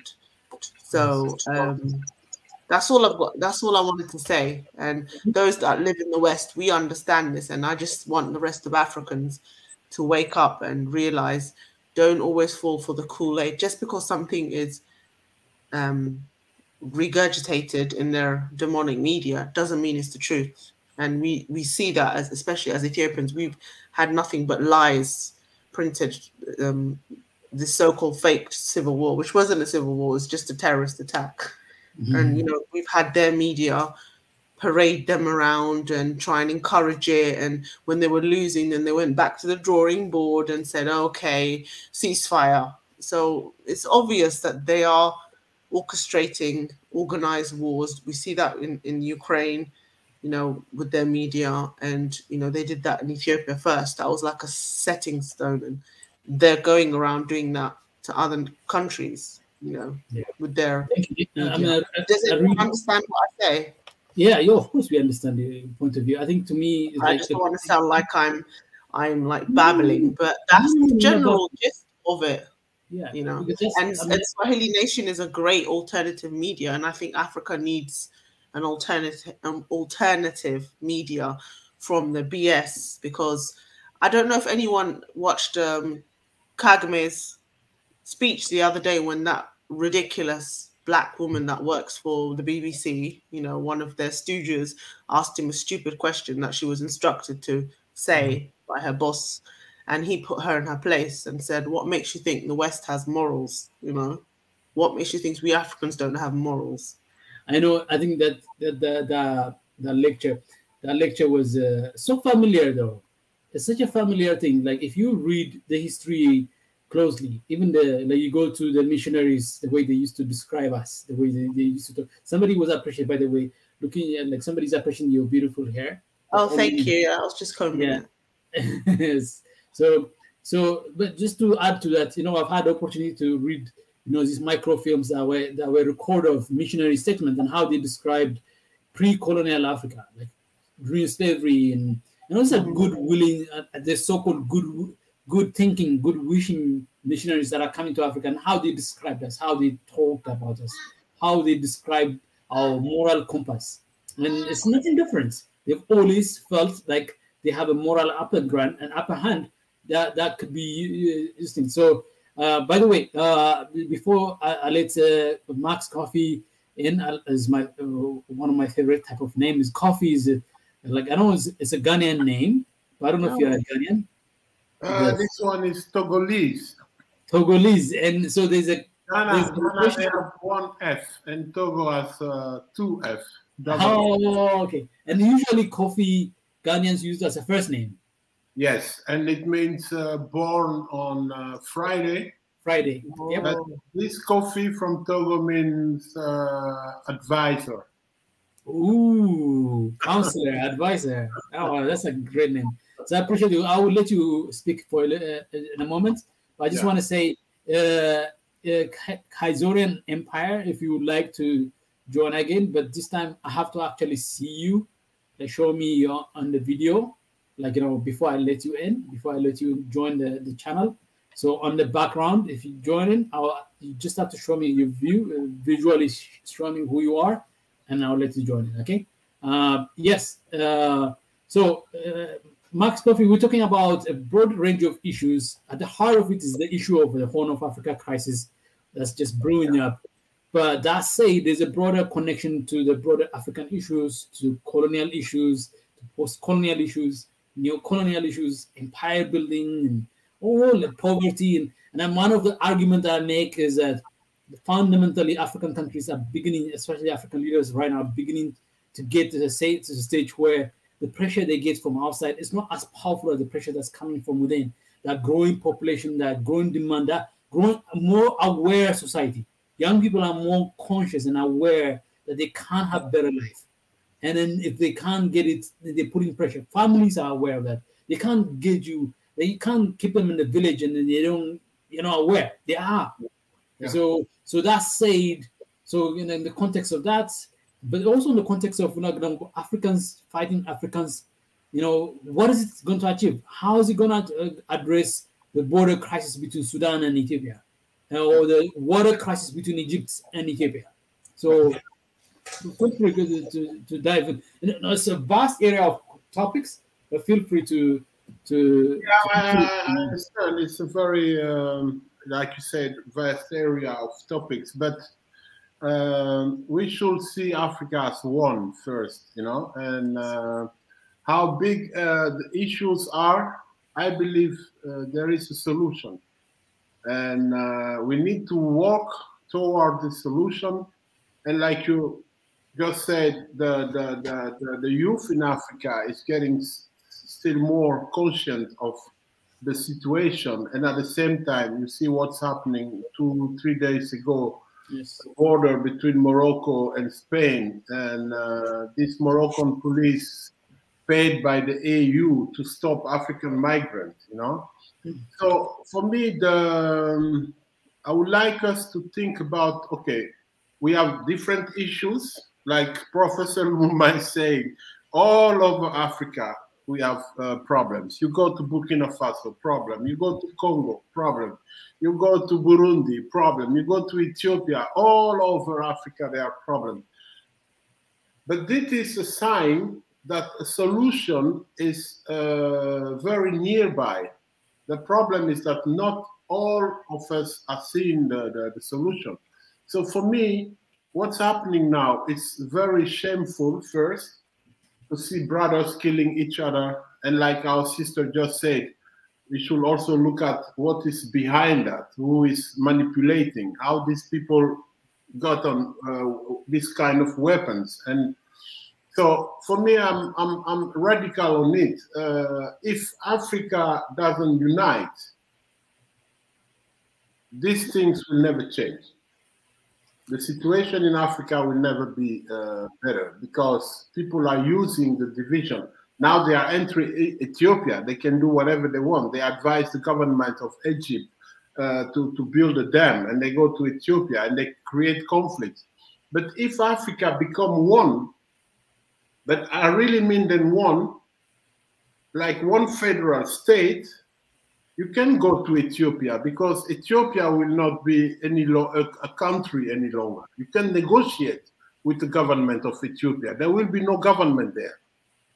You can go to Congo to negotiate with the government because there won't be any government there. So for me, that is the highest level of how we can solve this problem. But before getting there, we should think about fixing something that allows all this rubbish to happen in Africa, which is the current trade system between Africa and the rest of the world. You all know that we are just offering the whole world raw materials for free, and they are creating wealth in the industrialized countries, and we are getting nothing back. So we are working right now on the campaign. That's why I'm happy to be here. Then I can tell a bit about something concrete that we can start working on together. Yeah. We have started what we call the Equal Trade Campaign. And we want to reach out to young people in all 55 African countries. At this moment, by the way, the most important group in the movement, they are from Ethiopia. Oh. Yeah, so we have people from different universities, even people from Tigray joining the movement. Because they understand, like, if we can fix this trade issue, like not allowing other countries to just take our raw material for a very low price, which they determine themselves, by the way. If we go over to another economic model, which is like, okay, we have the raw materials, you process it, and when you put the finished product on the market, we share that money. We should all stand up for that. And Africa has more than thousands of raw materials that are so crucial for this part of the world. I'm in the Netherlands now. And to give you one example, only cocoa beans from Ghana. That's one raw material. The government in Ghana get every year something like 100 million from selling it. But the Netherlands only, where I am now, they only process it into semi-finished products and then sell it again to other countries. They make every year, my brother, 20 billions. I know that story. That's ridiculous, right? Yeah. And then that story can be repeated on coffee as well. Right. In all our raw material. So now we talk about agriculture, but the same happened with bauxite from Guinea. The same happened with diamonds from... this mobile phone, there is a coltan in it. You can only find it in Congo. How many mobile phones they sell every day? Millions of this. And no cent is goes back. Over a billion phones out there. Yes. So if we come together, we start. That technology is now in cars as well. It's not just in phones, right? No, it's satellite. Fridges. Yeah, in all these things, what they call high tech. If we stop this trade, they don't have any high tech anymore. Yeah, yeah. You know, so you take uranium from Niger. They call Niger the poorest country of the world officially, and France have created this Boko Haram and all these things there in the region. And now they use the uranium and they sell it to all Europe. Without uranium, you can't treat any cancer in the hospitals. It's been used for very high level of health care. Yes. And not only for energy. So this is something we could... Can I ask you, this is something that bothers me. Yeah.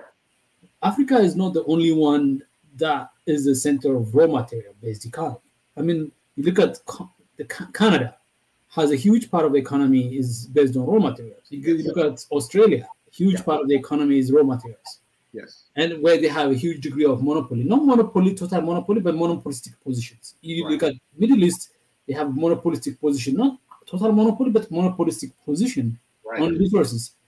Why? So I always imagine if let's say that resource that is supposed to be in your phone was, let's say, in Canada, would Canada be treated like that? Never.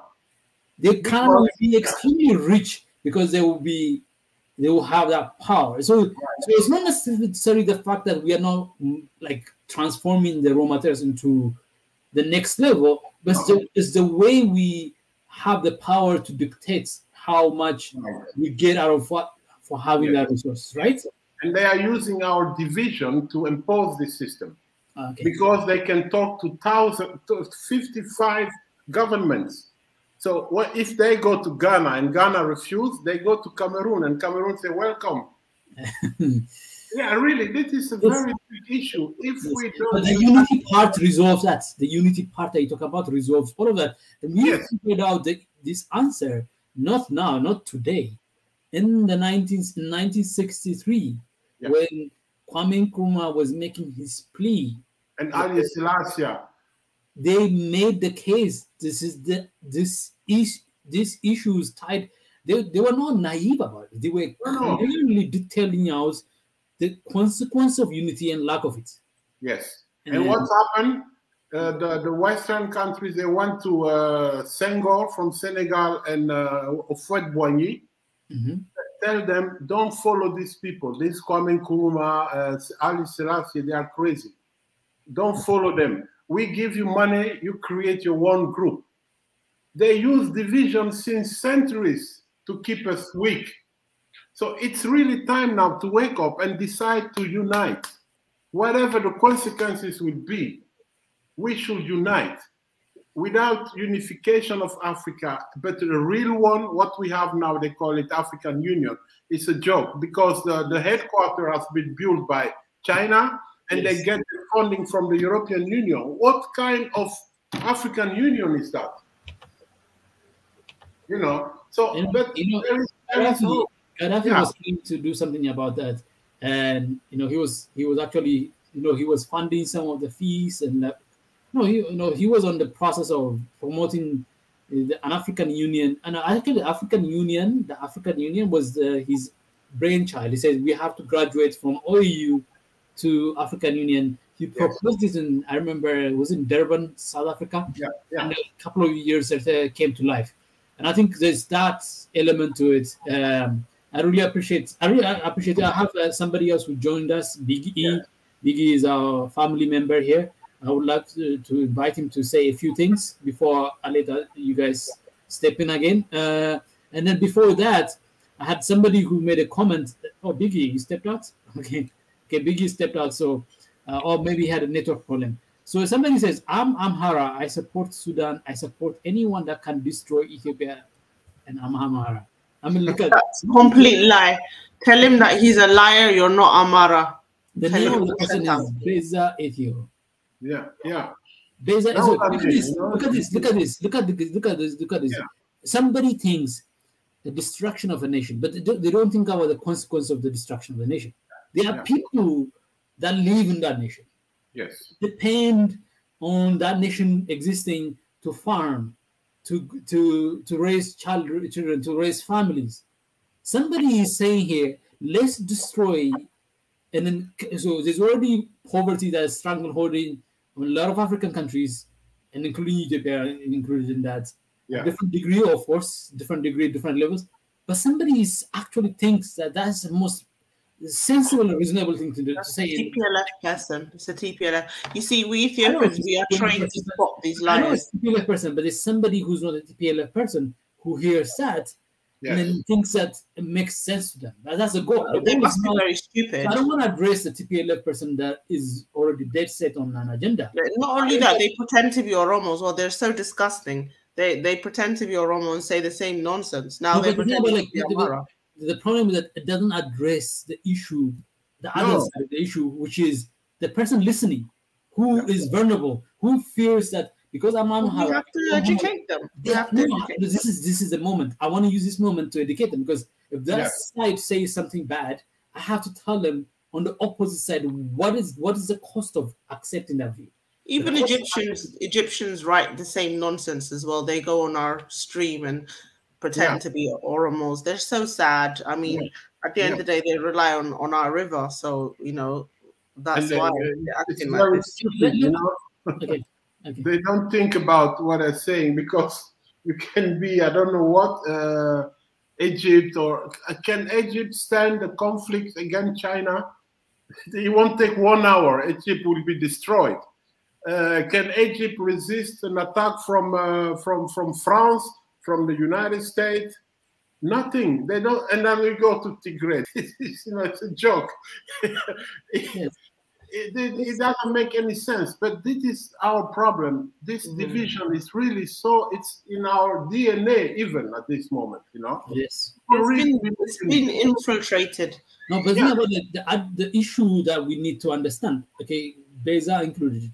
And then all of you listening to the perspective that a nation should be destroyed, a continent should be destroyed, a community should be destroyed. You cannot construct security. It's like shooting yourself in the foot. Out of that kind of things.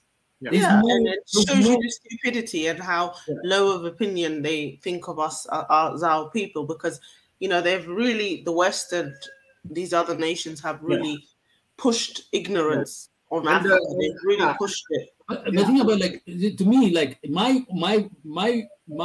my difference with you, my sister, is that the approach is not to react to that. The approach is to respond to that. It's not to really describe only the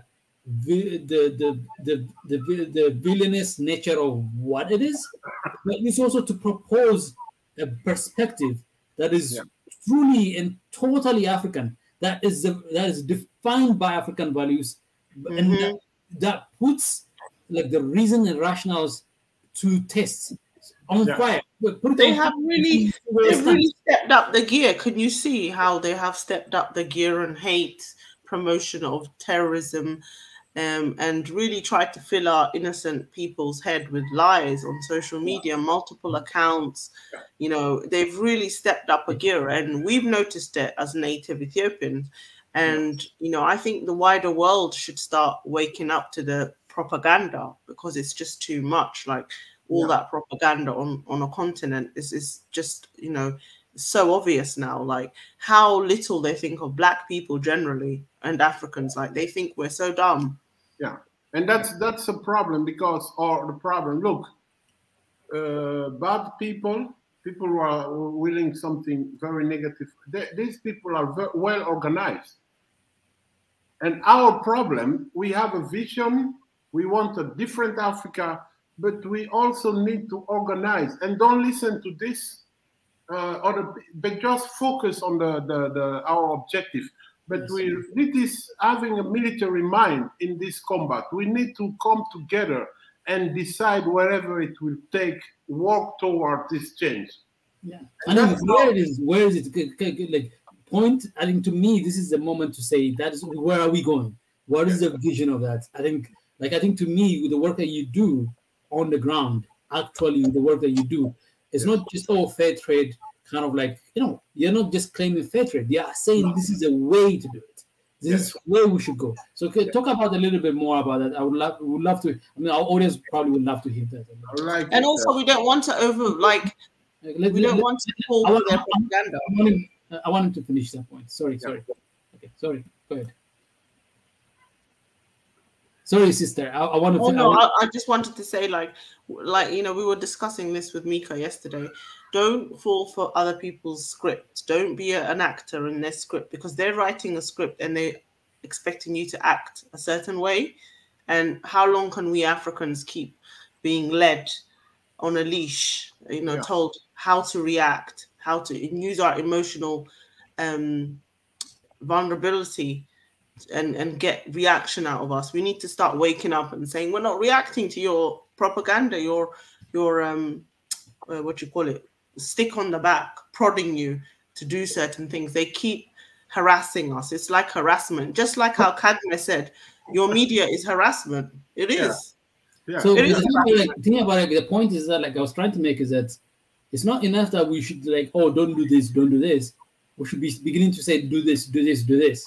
Like, not just what we need to avoid, but what we need to go after. And that's why I was asking him to talk a little bit more about what he does. A friend does, because Max is working on something. I know you do some work too. Like, what are the things that we need to focus on? What are the messages that we need to focus on? What are the actual work that we need to focus on? What is the vision that we can work on? So that's what I wanted to do. I wanted you help, because I know you're doing the work on the ground, but, you know, I wanted to give you the opportunity, the platform, to share a little bit more about that. Yeah.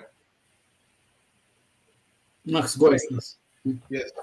Yeah. It's so we need to become, like, immune of this rubbish around us and really concentrate on the essential. That's what I was looking for, the word essential. You know, we African who want to change, we should only focus on that. And it has different activities. Everybody's busy with something, but we should have a core group of people thinking 24 hours a day about the change, how to take Africa where Africa belongs to be. So that is, for me, something crucial. I'm doing it every day, but I'm really looking for allies. We need to come together and work. So I discussed a lot of times with Mika. It's also part of the platform Equal Trade now. But we should go behind that. We should mobilize young people in every African country. What we are doing now here, it's already starting mobilizing, creating awareness among European youth, so we can attack them from both sides, from inside and from Africa. So that is exactly what we. Okay, who's that? So that's just the book that I'm reading by Cheikh Anta Diop. Yes, You're yes. from Francophone Africa, so Yeah, from Senegal. yeah, it's called Yes. pre-colonial Africa, Yes. and he's very, very intelligent man. Yes. I'm gonna So find we are like summer readings. yes, and we have the same spirit. All we need now is to have like a master plan. And again, we are talking about mobilizing a new generation of youth in Europe because it's possible. I had a lecture. Can you imagine? I had a lecture 3 weeks ago at the university next to where I live here. And at the end of my lecture, because it was all about awareness creation, one student from 25, can you imagine, told me, "Thank you, Max. I wasn't aware that agriculture was possible in Africa." Wow. So how do you want someone like this without knowing that Africa is actually the best place for agriculture? When someone like this reach out to political power and the way he's going to treat us. So it's very important to mobilize our youth, and at the same time, because we are from the diaspora, to do the same in Europe and in the United States. Mobilize already a part of the progressive youth in Europe and in the United States. They could be used to neutralize the whole system when we go to action. But we need to be in the 55 African countries, and starting by having like at least 100 people in every country. So this is a master plan. We can all work on it. It doesn't matter what you are doing. You can be busy with projects for children, for women, for education, but you can also start working on mobilization. Can I just say, I actually do a Black women's movement. I've actually started here in the West for Black British women, and I'm going to. I love that. And it's very successful. I would like to speak to you about this idea because I'm already doing it here, and I would love to go. And I understand you work in business platform, right? You want to It's a platform, yes. Yes. Yeah, I'm already like doing that. So I would love to work with you and Mika on this because that's something I'm planning to do.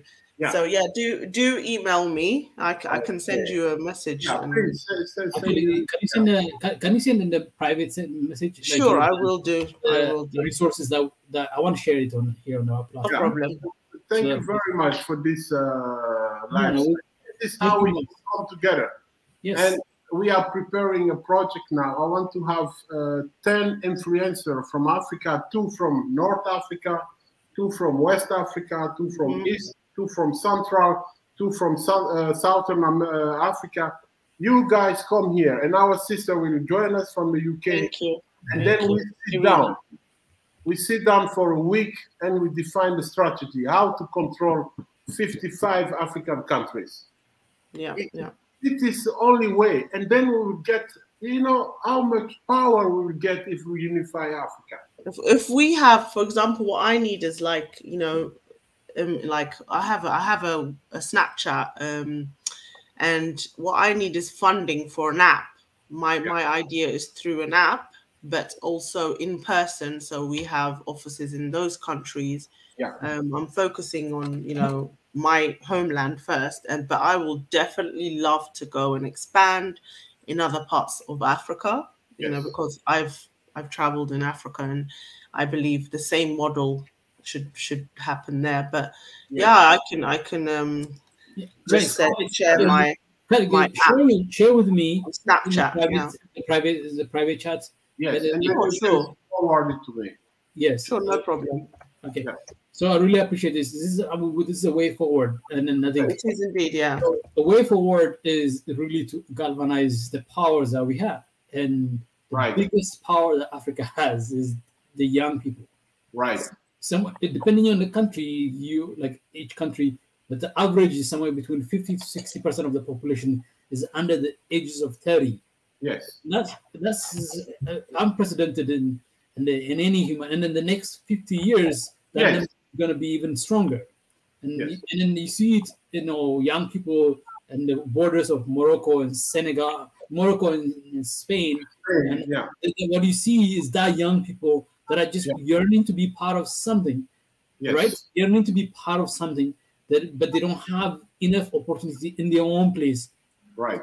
That are trekking and taking all these risks. We need to change that dynamic. We need to take, I think, like Mika, the CEO of the Swahili Nation Network, he says, we need to transfer power of the African Unity Project from the leaders that who've occupied that space for the past 50, 60 years to the people. We need to African unity. If the borders don't crumble, then we have to crumble the borders that stands in our mind, so that Togolese and then Nigerian, Namibian, and Ethiopian can collaborate and work together on issues that matter that don't require borders anymore. No. Right? So this is incredible. Thank you so much. I really appreciate you.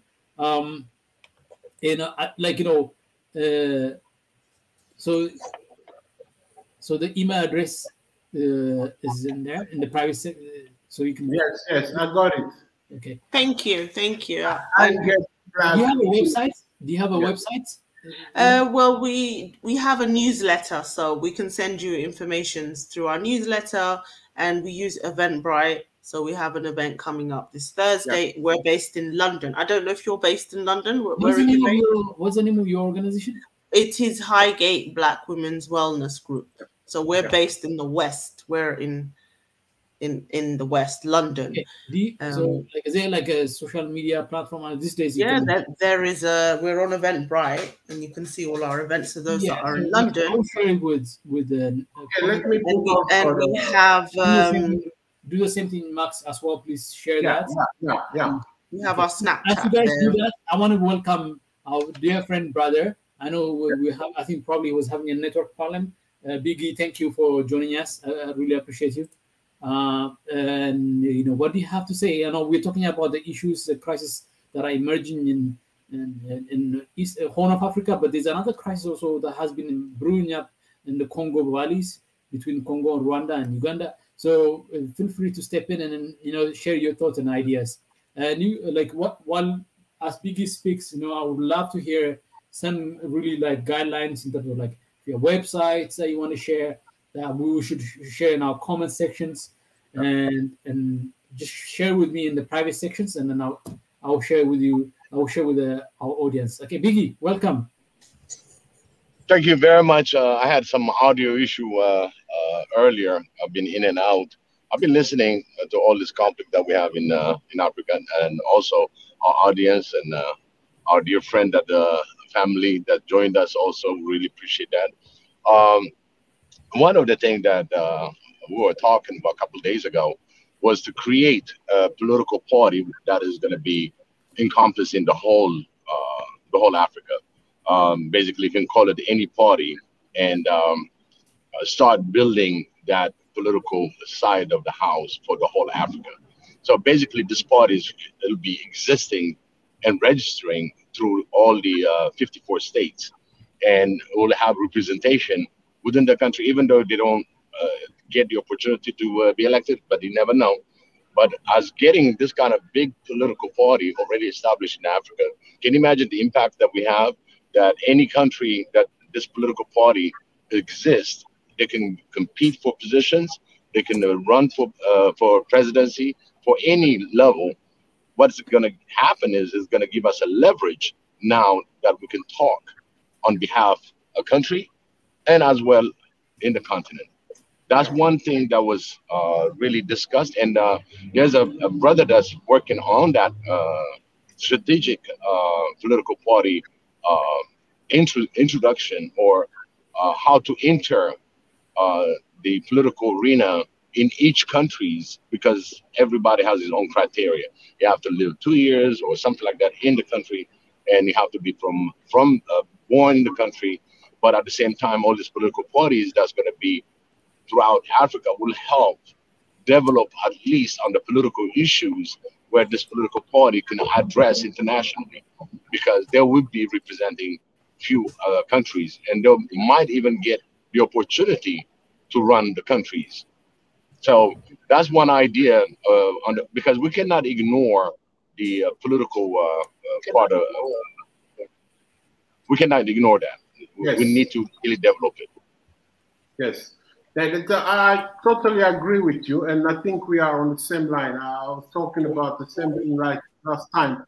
And the way we can enter these countries could be by using this advocacy for equal trade, because all African countries have raw materials. All African countries are victims from this trade on equal trade system.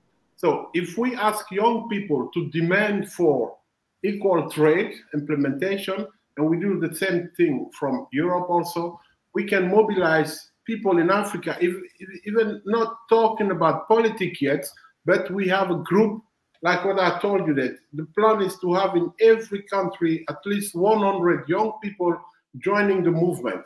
And then we turn the movement into a political power. And in my vision, I don't think it would be strategic to run for presidency in different. We should do this thing in one time.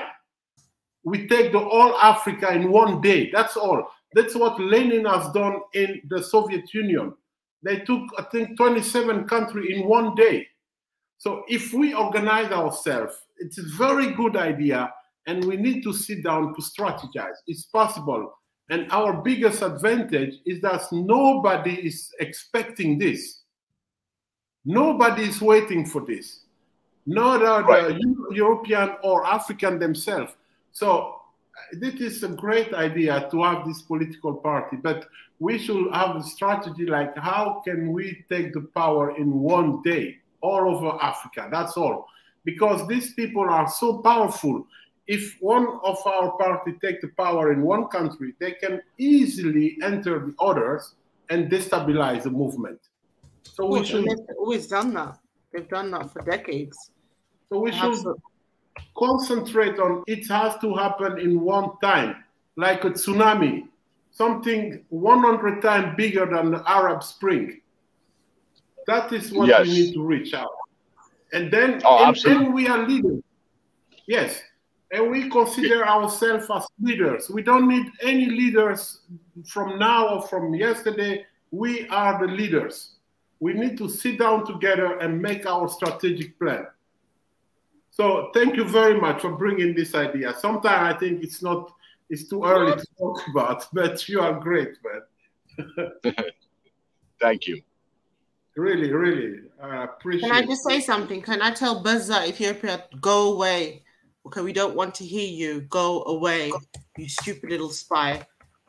Can we block her? Does anyone have access to the blocking? Can somebody please block Buzzer, Ethiopia? She's talking nonsense. It's okay. I trust the audience. The Swahili Nation audience, I trust them to deal with it. We need to start blocking people now. Like I get to say things that are like deep inside, buried in there. Some of the answers. This is a problem that she's suggesting. The problem she's suggesting, in order to save the so-called, like her cause, in order to achieve her cause, she's proposing another war, another conflict, another days and mayhem. No, like Beza's a liar. Think about it, Beza. Beza. That's what you're offering. That's what you're suggesting. You're a liar. Nobody. No. It's okay. It's okay. Whether she's lying or not. This is another thing. As Africans, we must put a stamp with these kind of destructive people. We don't give them a chance. They're Africans. Block them. They are our brothers. They're not. But this is a person getting paid. She's getting money. They've been sold a false promise. She doesn't care about her country. She just wants money. It's okay, but she is an African. We cannot. No. There's too many that are sold out, though. There are too many that are chasing the money, and we don't even know she's Ethiopian. She could be a Russian. Yes. Maybe it's a Russia. No, but it could be an Egyptian. The Africa that we want has to be much more encompassing, much more. Yeah, and we can't be passive. Look. Okay, this is how we resolve the problem. See, Congo, independence 1960, 63 or something, 61 or 62. Congo independence. Lumumba comes in, okay, and then they bring in another African to kill him. Sorry. No, but we have to be more able to, and I'm able to answer her questions. She's a troll. The thing is, with the internet, you do not respond to trolls. Yeah, but the thing about like we're not, like the Western approach of my way or the highway is not something I want to embrace.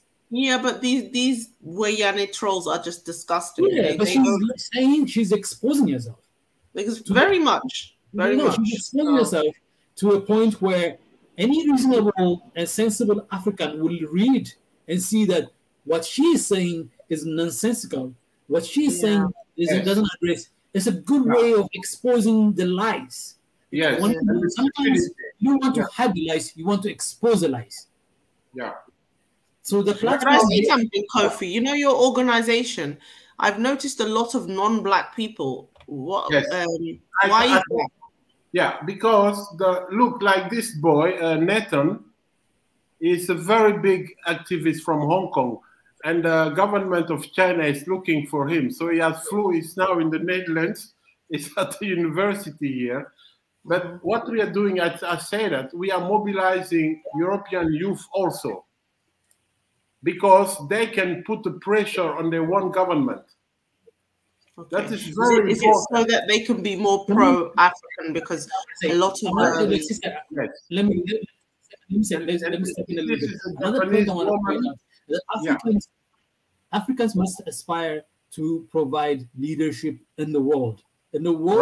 See, the way the world is run today, on the climate issue, or the way it's run today on the way peace and security, the way the world is run today. So it's not just resolving our long-held oppression that we need to resolve. We need to liberate the world from the oppressive class that it has. Right. And to me, Africa provides that leadership, that path. And that's one of the reasons why I'm not bothered by the flies that comes in left and right like Beza, and then we'll go. But what I want to be is, I don't want to be like this, we African for African. The way the West has designed the world, I don't want us to copy that. The way they design the world, they're running into problem themselves. They are running into. Yes. So I totally agree with you. It's about leadership, and we can wake these people up. And if we mobilize the youth in these countries, they are powerful. They are consumer, but they have also political power. So they can put the pressure on the government to stop dealing with Africa in this way in their name. Yes. So that's a strategy. And we do the same in Africa. We can neutralize all these satanic forces willing to stop us. Moses, yes. And so I think to me, we need to offer an alternative to the way the world is organized, the way the world is ordered, and there's no better place than Africa to do that. There's no better society, and if there was any better time in the world, is when Africa was at the top. On African leadership, African values, African culture, African traditions, African perspective. If we given the chance, given the opportunity to flourish and take hold, we protect that. There's a tribe I know somewhere in Africa that names each of the trees they have, and then they have a committee to decide when the tree should be cut. Which country has that? We have more languages, we have more diversity in Africa than anywhere on the planet. Why? Why haven't we killed each other? Talk about sustainability, Yes, we are the best in those things.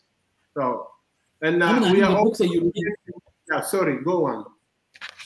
No, the books she's reading about pre-Africa, pre-colonial Africa will tell you definitely the incredible values in terms of science and arts, in terms of spirituality, in terms of history. I mean, it's incredible the world. I mean, the Malian leader that plummeted the gold prices around the world. That was what the Malian king. He was a bit of a silly king because he started the slave trade because of his ego. They all came running to Africa. No, the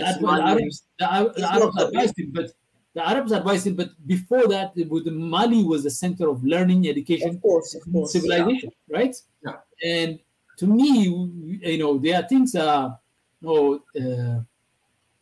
Okay, very good. I've read this one also. Oh no, I've got a very good book collection. Okay. You need to start. So I have an idea based on what we're discussing now. We are going to write a book called Africa After the Revolution.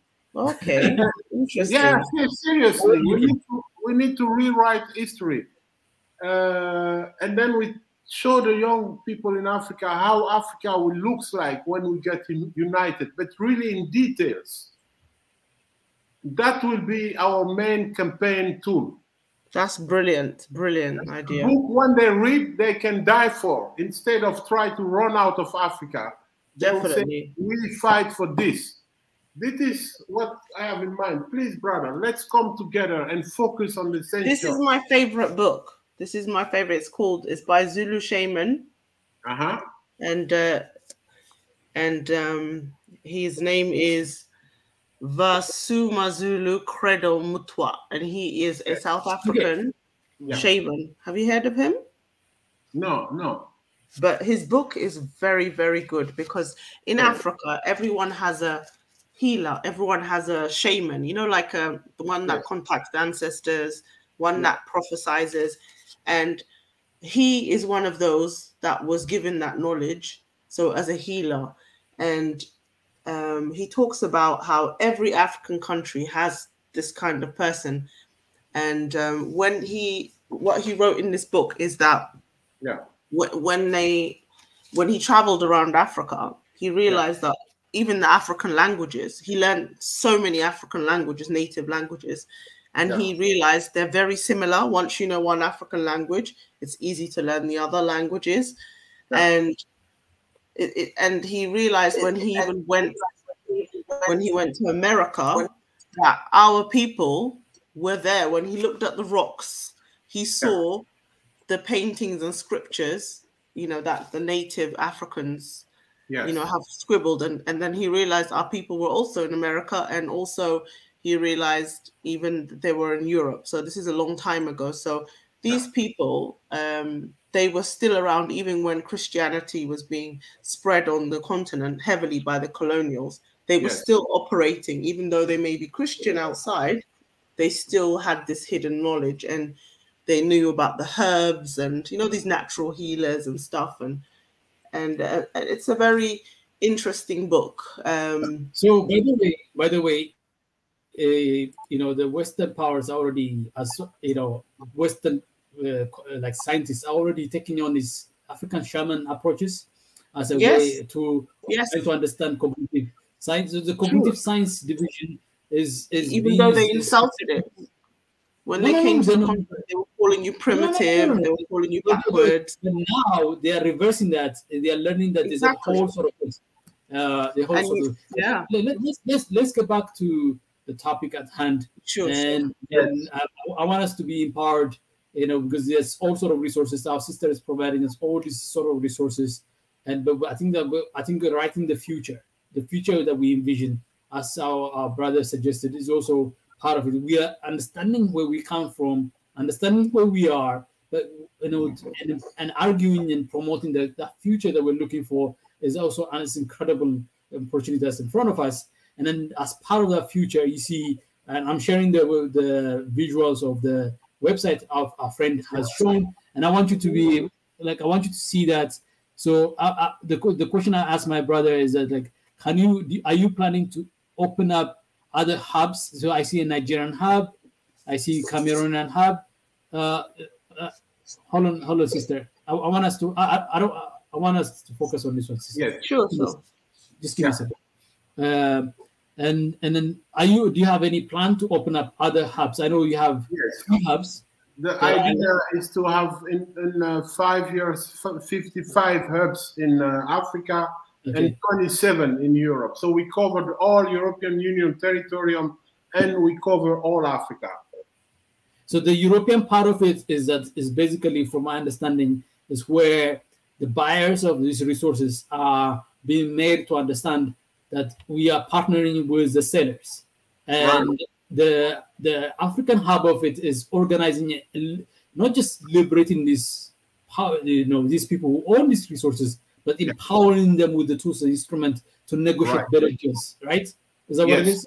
Yes, and then we also have this concept, we call it equal trade alliance, and this alliance we can have the Equal Trade Academics Alliance, so we can combine research from, like the research that has conducted this first campaign on the cocoa.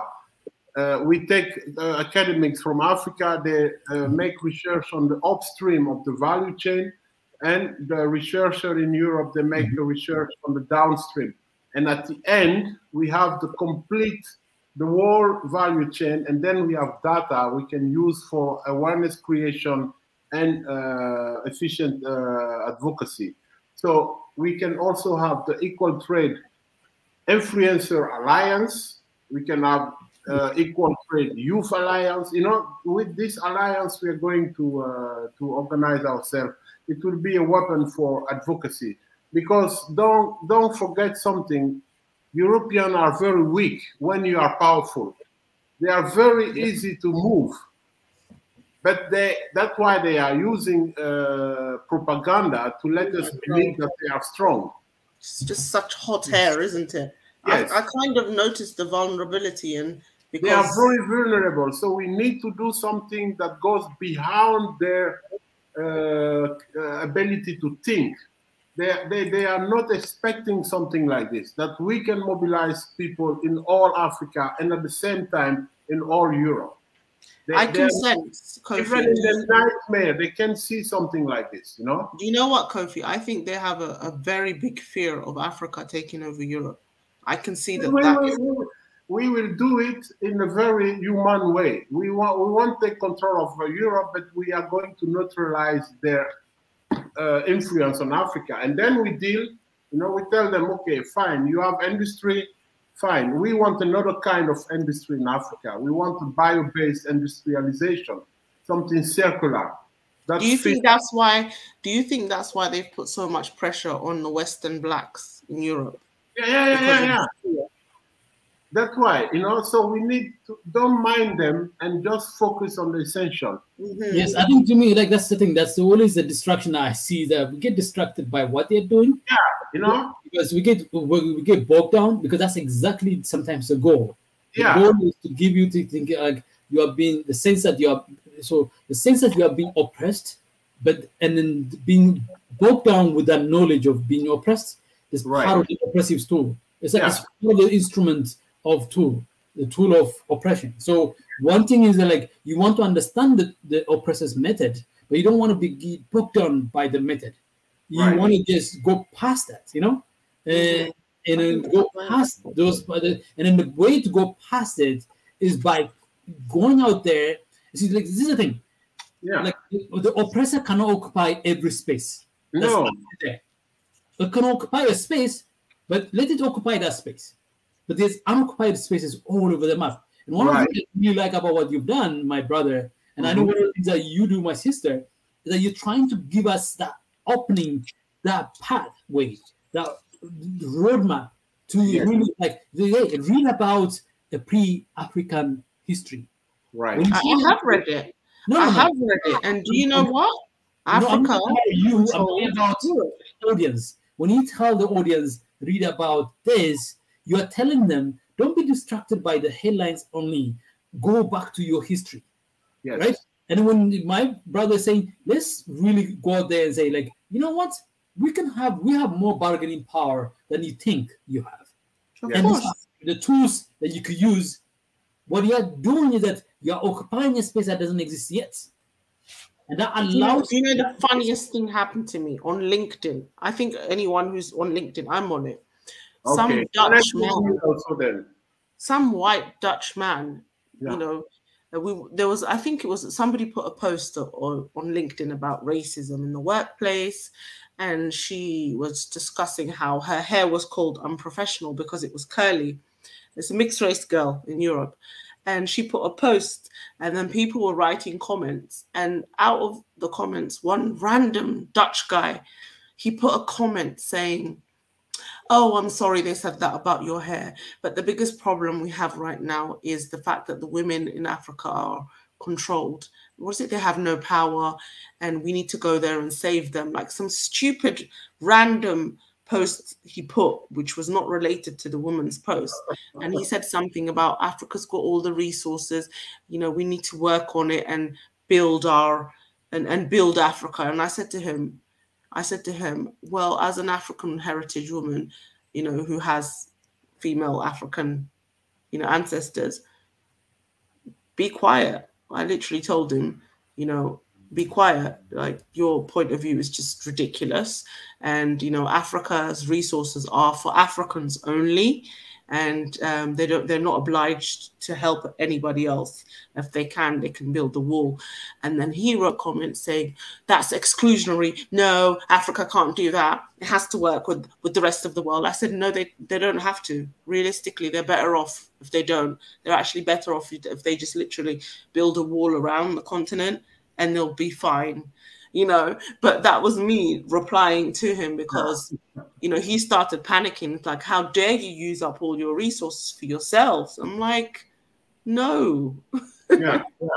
So there's one thing that I would say on that. You know, I don't know if you guys have paid attention when it comes to African affair, and they have these big panel, and suddenly have this journalist or European, Western. And he will come in, instead of sticking to the situation, like the situation in Africa is, it is, let's say the example that we have is the Sudanese and Ethiopian little clash that they have at the border. When they ask what's the solution, they never got anything, because he just went back on the history. Yeah. Can you hear me? Yes, Yes. we can hear you. Yeah. Hello? Yeah, we can hear you. Go ahead. We Hello? can hear you. We can hear you. I think his connection is freezing. Oh, you have a second. You have a second. Let me see. Oh, okay. Biggie, Sorry about that. Yeah, Sorry about that. Basically, they come up with the some random history and attach it to the situation, and it doesn't match.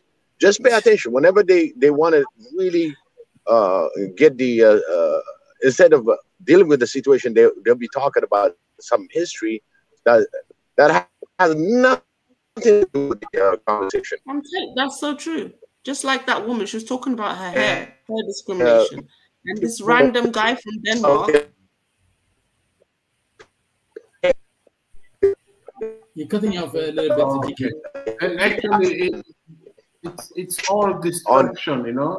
Yeah. But to me, you know, but the point is that, like, so Biggie, you're cutting off a little bit. You were cutting off. We didn't hear the last part of it. We didn't hear. Do you want to repeat that, maybe? I think his connection is freezing. But anyhow, what you were saying is true, you know. Don't mind these distractions. It's all. And then they organize meeting to talk about African culture. But we don't care about African culture. We will talk about that later. Don't mind my culture. Why do you want me to go sit with you, talk about my culture? Some African food, don't care about. That will come. Now we focus on the essential. We need to take control on our one continent. And then we can talk about anything, you know? Let me give you an idea. Let me give you an idea of exactly what the African leaders are like, the emerging leaders that are taking place right now. Right now, like, you know, there's enormous pressure that has been applied on Ethiopia to not build a dam. Yeah. And then the pressure is not the political alone. The pressure is the material stuff. Yes. So sabotage the cement production. Yeah. Sabotage the roadways through some civil war just around that area, or distract the military from preventing this from that. But look at what has happened over the past 3-4 years. The dam has been built. Israel is in the third filling stage. It hasn't stopped it. It hasn't prevented it.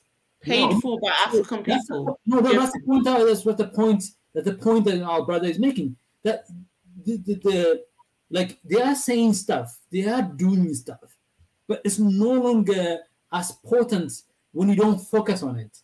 No. Like, you know, when we deal with, oh, they are they're trying to treat us this way, or they're trying to say, yes, let's point them out, but Right. not bog down there. No. It's true. Keep your eyes on the ball. You're Yeah, right. keep Like eyes on the what ball. Keep Kofi's eyes, saying. like literally, Yeah. like literally, over the past 3 years, Ethiopia has expanded its wheat production so much that in the next year or two, they are claiming even this year that they might not need to import any wheat anymore. Right. Imagine the Wow. wheat crisis that the world is right now as a result of the Ukraine and Russia. Yes. But Ethiopian leader was doing this. They were making fun of him. They were joking about him. Oh, he goes to these places to stand in the wheat farm when there's war going on in the north. But look at what happened. What, like 3 years later, when Ukraine and Russia had war and the wheat prices have gone up, we are in a state where our inflation is not the same as in Egypt or Sudan because of the wheat crisis they are facing. So when you are focused on the things that you're doing, there's all sort of distractions, but focus on the things that need to be done. Yes. I think what needs to be done is much more powerful, much more potent. That's they cannot stop you. What I get to do on my time every day, nobody can stop. No. Every minute of it, nobody can stop. They Right. can stop me from accessing that loan or that resource, pretending to make me feel like, oh, my doors, all my gates are closed. But no, Yes. they can't cover every ground. No. The space is infinite. It's not. Right. It's not compounded. It's not confounded into, like, you know, what, like the world economy is $86 billion, but it could be $100 trillion. It could be Right. 500 billion times whatever it is right now. So I wanted to say, like, just to second your point, that I think we get distracted too much on the issues that of the day, and then forget about on the issue of tomorrow and the issues of building. Kofi, I sent you an email, so you will check that and you'll see the kind of work that I do, my organization does. Yes. And it will be nice to collaborate. And how did you manage to raise funding for your organization? Please talk about those things in private. Yes. Like, I don't want you to be. Let's go back to Ethiopia. Yeah, so let's get to the Ethiopian crisis and the Sudanese crisis, and let's look at. And I think the point I wanted to make at the beginning of it and at the end of it, I want to make is that, you know, I want you, my sister, my brother, to really either reinforce it or give it a different perspective. That we Africans should not be fighting each other, no matter what. Definitely. We use the tool of instrument of war, use instrument of like conflict as an instrument of resolving crises that don't have any solutions at the tail end of any war. You know? Yes. So 80s. Yeah, you give me an idea again. Something symbolic we could do, and you could use your position also as influencer and look for other one, like addressing an official letter to both parties, you know, like the government and these great people, but signed by thousands of African youth from different countries, and we beg them to stop this. You know, I think, something like that. I don't know. We need to do something concrete. We need to do grassroots movement to encourage, you know, to ask them good to stop relationship. it. Yeah. Yes, a petition. We could do a petition. We could do a petition. We could demand. There's all sort of things that we need. Demand trolls to stop. Right, a petition, and we put it on all the social media all over the world, you know. Thank you. And then we ask African to sign, especially the youth. Mika, you've heard that. I'm sure you've heard that, and hopefully you've heard that. And then we will start this, because there should not be any war, and the guns should be silenced across Africa. That is it. Absolutely, decisively, because there's no way we can resolve our conflict through that. The only conflict that is the only beneficiary of conflict are those who die, but those who remain after the dead. You know, what left. Our young people, the way I see it, is like our future young people have such a bright future. They should not be used as pawns for the West's agenda. Our children are precious in our continent, wherever, whichever country. They cannot be used for the West's war or their propaganda. Okay, this is their way of, they don't see Black lives equal. That's why they play these games on our population, and they use their media to do it. And we just need to have that counter media and also work on our young people so that they don't fall for the trap. We are like literally that's what we're doing right now today. And then our young people, we're asking young people to say, you know what, any one of you that is listening right now, that's out there that have listened to this, that's about to listen to what we're about to say, go out there and take the initiative.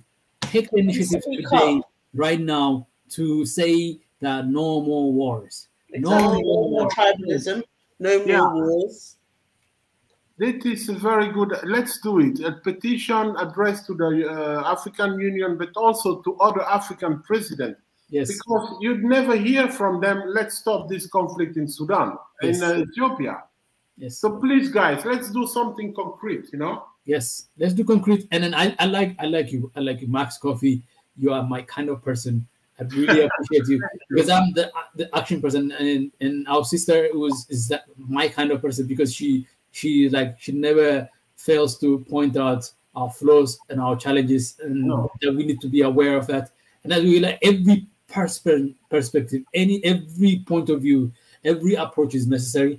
But what we need right now in Africa is action. Everybody is demanding for actions, and we need to step. And then the actions in front of us is to collectively come and say, end to this.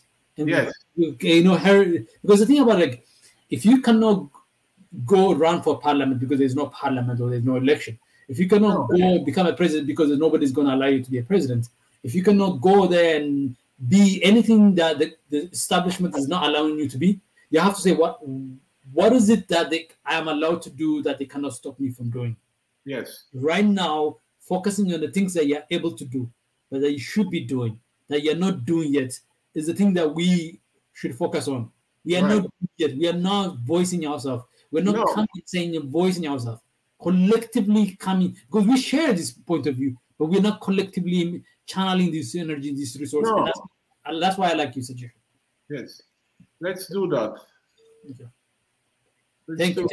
Thank you so much, Max. Do you have any other things you want to say, to our Egyptian friends who are desperately needing some security? I can guarantee you that Egypt needs some security for water because most of the water comes from the Nile.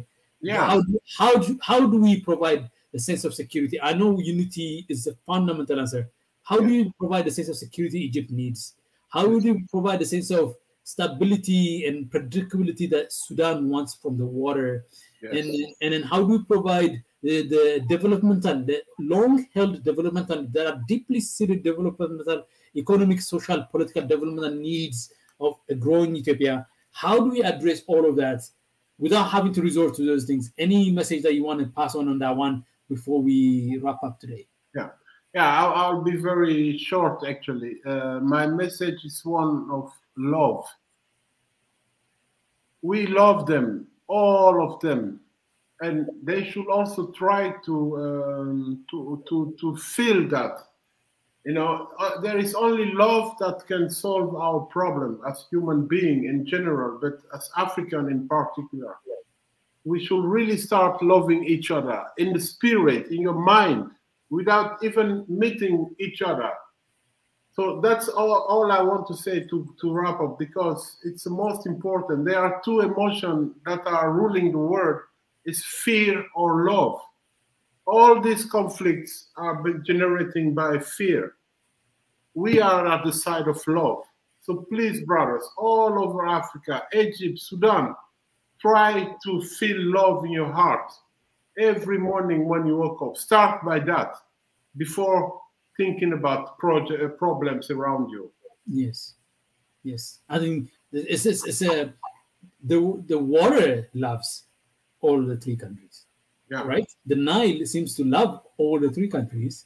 So that means the part of the Nile starts from the highlands of Ethiopia in the form of rain droplets, and then snakes through the lands, the mountains, and and then covers the farmlands of Khartoum and the peripheries, and goes all the way to the Mediterranean. And that's the nature says, I love you, I care about you, like I'll feed you, I will water you. So the people that surround this nature have no reason but to love each other, have no reason to stand up for each other, have no reason to fear from each other. Like there should not be fear of Ethiopia in Egypt. There should not be fear of Egypt in Ethiopia. No. There should not be fear of Sudan in South Sudan. There should not be fear of Sudan in Eritrea. There should not be fear of anybody. Should not be afraid of anyone here and that, because we all in the same boat. If I fire on my fellow brother across the other side, I'm firing on my own self. I'm in my own blood and my own, and then ultimately it's not going to resolve the war, the things that you're afraid of. Yes. Oh, am I going to lose water? It's not going to be resolved by that. So things like, thank you so much, really, like Kofi, Max, Kofi, I really appreciate this point of view. I appreciate the work that you do. Please, guys, visit the website. I'm going to share the name of the website here for all of you. And then we're going to write that book. Definitely, and make a movie. This book is the book that has been proposed. We're going to be written by us Africans as we change the revolutions. And let me give you an opportunity to let me share the website again. Just give me a second. So it's called Share, right? Share. How do you say it? How do you say the name? Share, stimulating health. The name of it. Yeah. We are Share. going to but we want to change it now into Equal Trade Movement. That is a website. Yeah, that is a website. Yes. So that's a website, and then the link. And it's amazing with the work that you do. You get a quick look into the work I just saw. I mean, it's not even a very difficult one to get through. Exactly what they do, what the work they do. You can quickly get it and understand what they do. It's very simple, straightforward, because it's focused on the things that need to be handled, need to be taken care of. And then that's a link to the website. Go share, visit them up. Please, another call our brother has made and our sister has made is that go out there and stand up to our leaders and those who are gaming that war will solve their crisis, their personal or their environmental, whatever problem. It's not the way to do it. We're going to start a petition. We're going to write a letter and a petition, like we've done before as Wali Nation, where we've written letter for a return of artifact back to Africa, to the Western powers, to European powers, to the museums. We're going to write to these powers that be.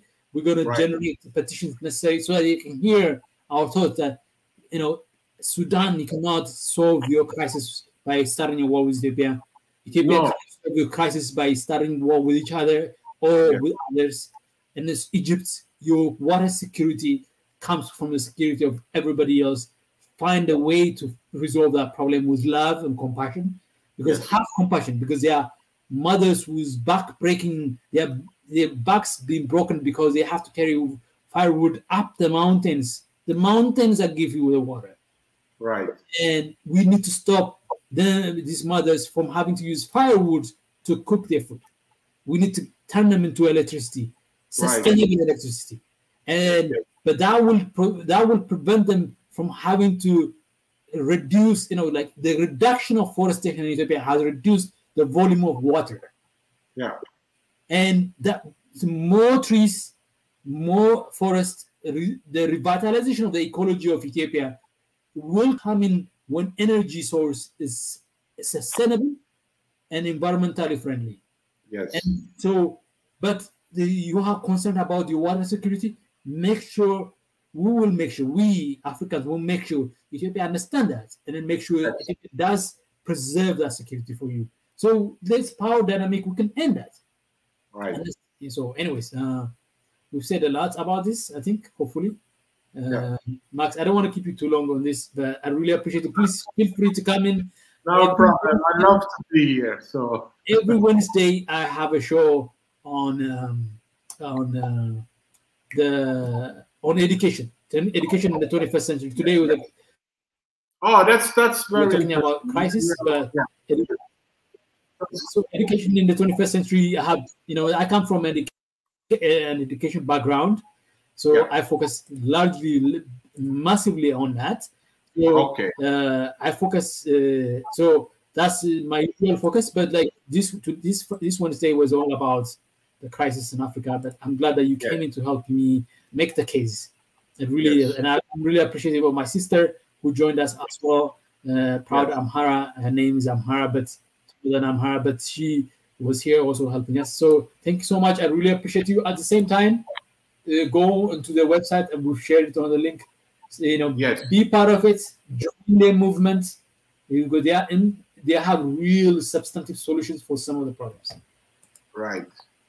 So have a good, blessed evening, and just send me also your link to your website.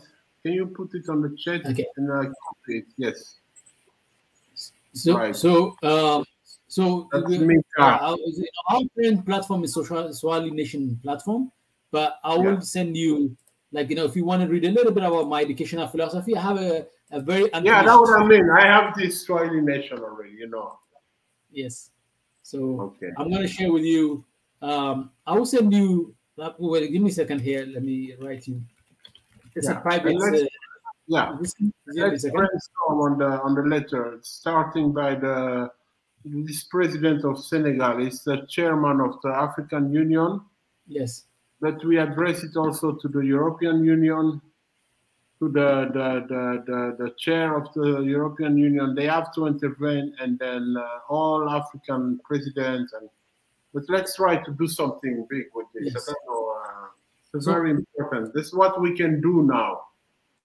And exactly. we also, yes, the youth in Africa, we can give them the feeling that they are really participating in solving an issue, So they have power. This can be a way for them to express their power. So let's use it let's use that approach, Yes, absolutely. We need to. And I think to me, really, you made the point that we have the power that we haven't utilized, and this is the power right now, the voice, our voice, and that's what we are doing, and that's the point you made. And I really appreciate. Thank you for that.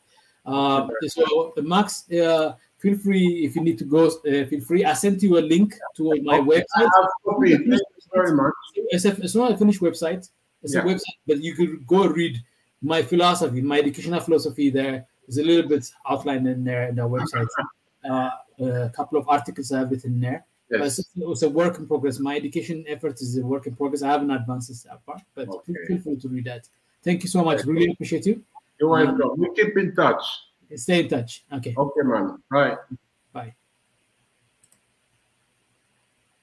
Okay, so Beza, if you want to talk about the issue of what's going on in Amhara, the Amhara people, we will talk about it. I mean, I can tell you this. What you have to understand that who is causing the problem is two parts to it. On the one part is the incompetence or the incapability of the leadership in Ethiopia, the leadership in the localities to protect every citizen. And the other side of it is those people who are planning to do exactly to harm and kill and destroy, anyone that stands in the way, in their own way. And the argument is that the Amharas, the argument they've made multiple times, the Amharas have been standing in the way of their goal for Ethiopia.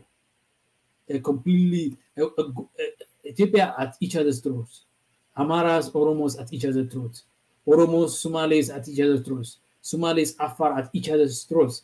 Everybody at each other's throats on a constant and perpetual civil war. That is what's going on, Beza.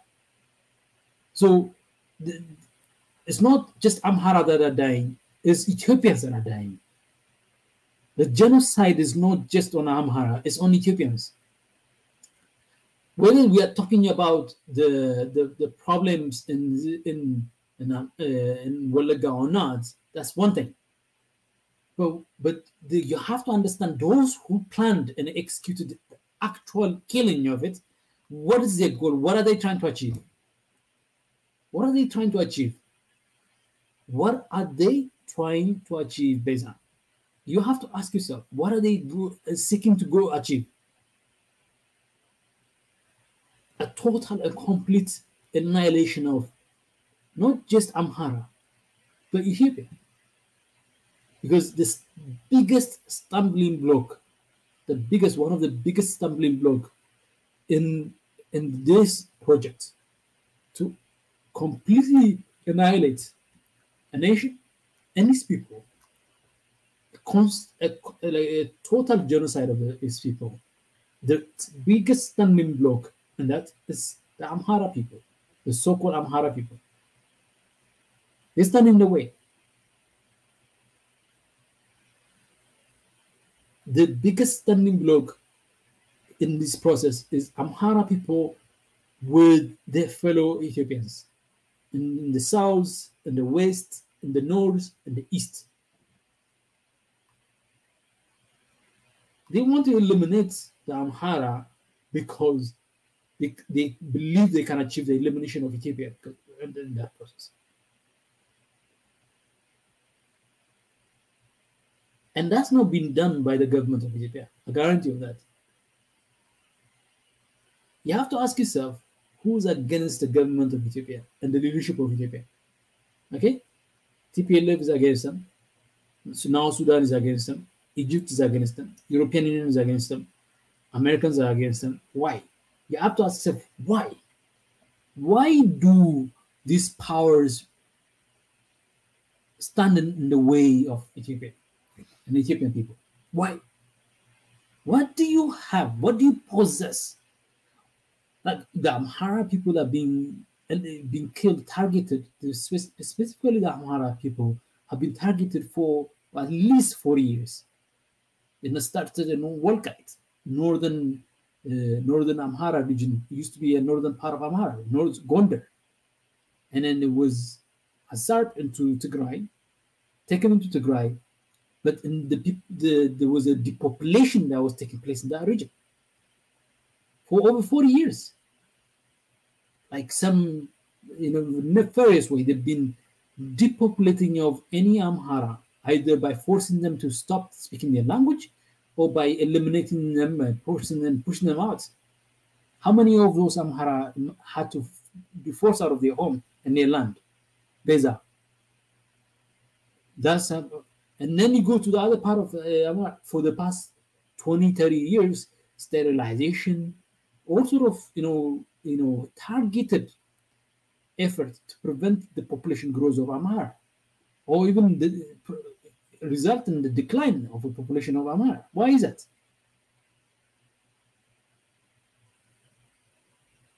And then the other way of killing Amhara is to separate it from its own fellow brothers and sisters, the Oromos and the Somalis, the Afar, the Gurages, the Sidamas, the Gambellas, the Benishangul. Those are the things that's another way of eliminating Amhara, is to separate you from your brothers. By separating you, what do they achieve? So Beza, it's not just like we don't want to talk about this. It's not. But you're not willing and interested in talking about who is actually planning and executing and doing this. Yes, Ethiopian government is responsible to save, but they have to save every one of them. But the people who are killing, they don't have to kill every one of you. They just have to kill enough people to cause this problem that we're facing right now. The goal of the killers is to succeed 1 of every 100. The goal of people who are trying to save these people is to succeed 100 of every 100. They have to sniff out every possible plot to do this nefarious act, the killing, the genocide. They have to sniff out. And then there's 40, 45 million Amharas in Ethiopia. By some estimation, 40 to 45. Across Ethiopia. In so many places. It's not just in Wolaga. The Amaras are spread out across Ethiopia. And every one of them are target right now. And so the job of the government is to protect every single one of them. But the job of the killers is to kill 1 or 2, 100. Of course, if they could kill all of you, all of us, yes.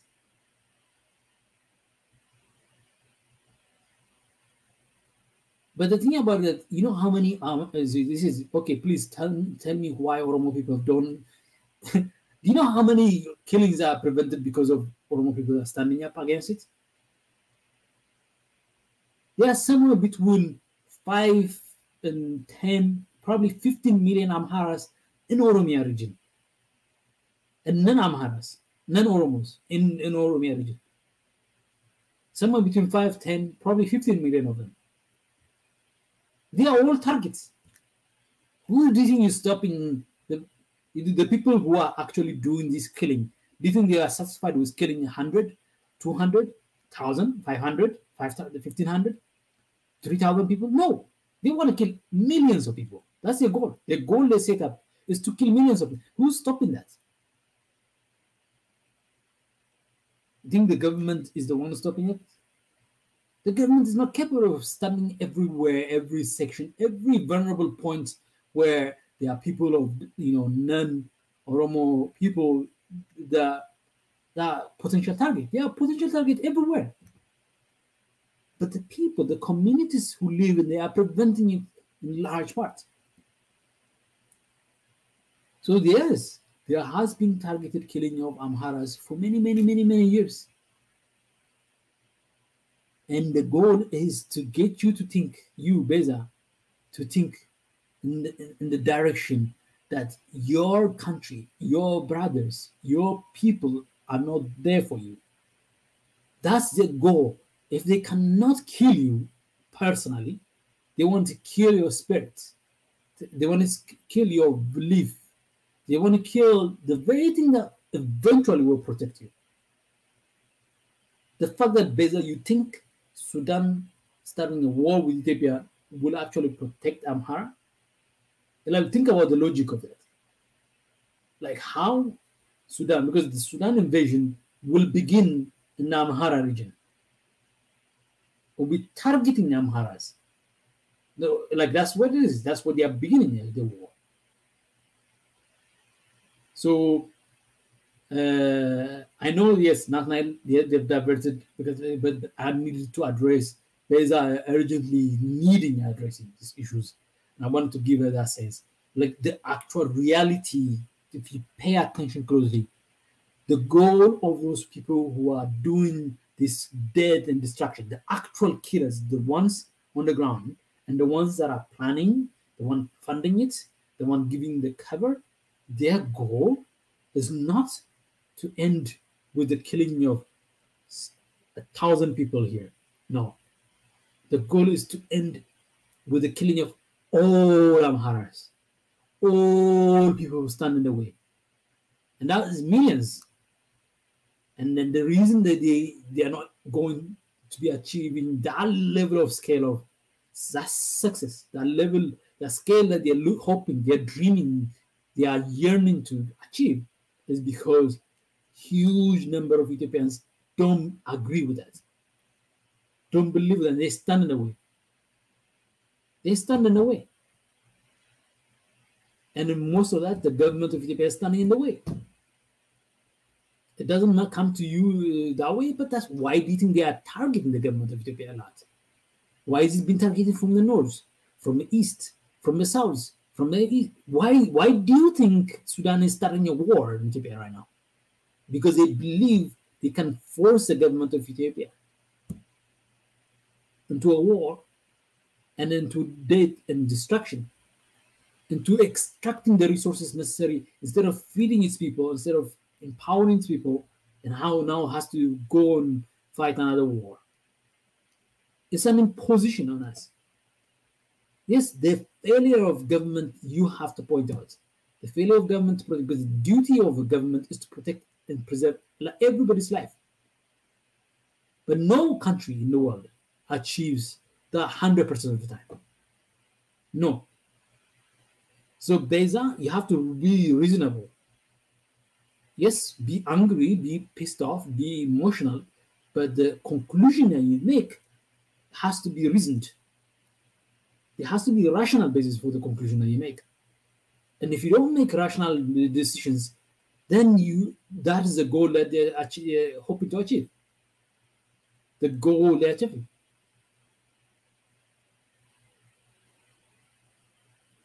But your people are my people, Beza. Like, your people are my people. Everybody's people. Your people is our people. Don't separate yourself. You're not going to get protection from that separation. The goal is to make you feel vulnerable and separate. And that weakens your ability to protect yourself. That weakens your ability to protect yourself. How many people died fighting for the invasion in the north from all over Ethiopia? Those people who died are buried in Amhara and Afar and Tigray. So, Beza, like, be rational. Be angry, but your conclusion has to be rational. Protection of the people of Amhara is in the preservation of Ethiopia. In preserving Ethiopia and growing Ethiopia and uniting Africa, we will protect vulnerable people. We will be able to mobilize resources to provide the necessary protection, economic protection, political protection, physical protections. Those security comes, the security, that's what we have here, this One Africa. The reason we are pushing for United Africa is because we are unable to provide the protection we need right now for the people because we are divided.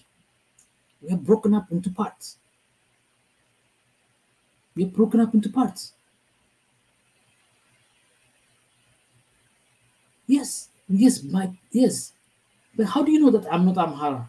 Or I don't have Amhara race in me? How do you know? If you really truly pay attention, like Beza, this like a generation of mix. Just everybody has a mix of something. We are intermixed for many centuries. If you trace back to your great grandparents, you find somebody, some Gurage, some Walaita, some Kambata, some Oromo, some just all that gets. Where do you think were those people who were targeted? They were not in the Oromia region, but they are Amhara. But there are millions of non-Oromos in Oromia region. Millions. It's not just hundreds, it's not thousands. It is mixed like that. The divorce that you are calling for will cause more pain, more suffering for the very people that you call my people than uniting with the fellow Oromo, with the fellow mixed race, with the fellow Tigray, with the fellow Somali, and say, you know what, let's reconstitute an Ethiopia that is for everyone, for all of us, and that stands to protect all of us. That's the only way to do it. When Ethiopia unites, when Africa unites, then we will have the ability to protect ourselves. But when we are divided, we don't have the ability to protect each other. Any division is an opening for the enemy. Any division is an opening for enemy. The enemy that wants to kill you, that wants to kill me. Any division, that's it. So, Beza, that's the issue. We like. It's not.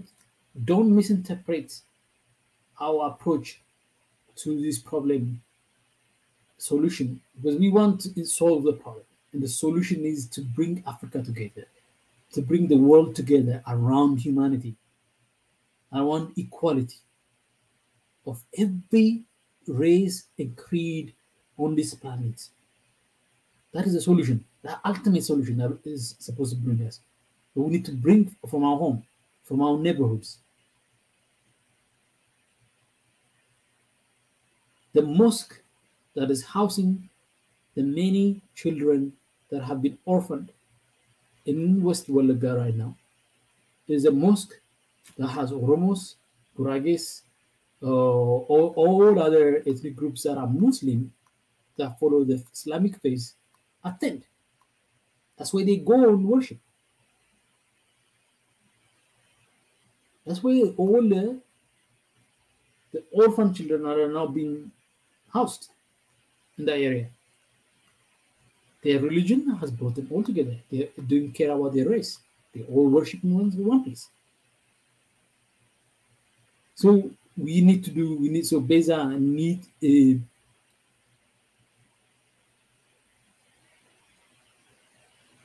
yes, that's it. You don't want the next Amhara to be killed. Then you don't want the next Oromo to be killed.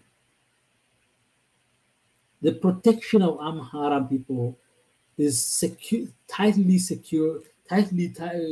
tied to the security of the Oromos, the security of the Afar, the security of everyone in Ethiopia.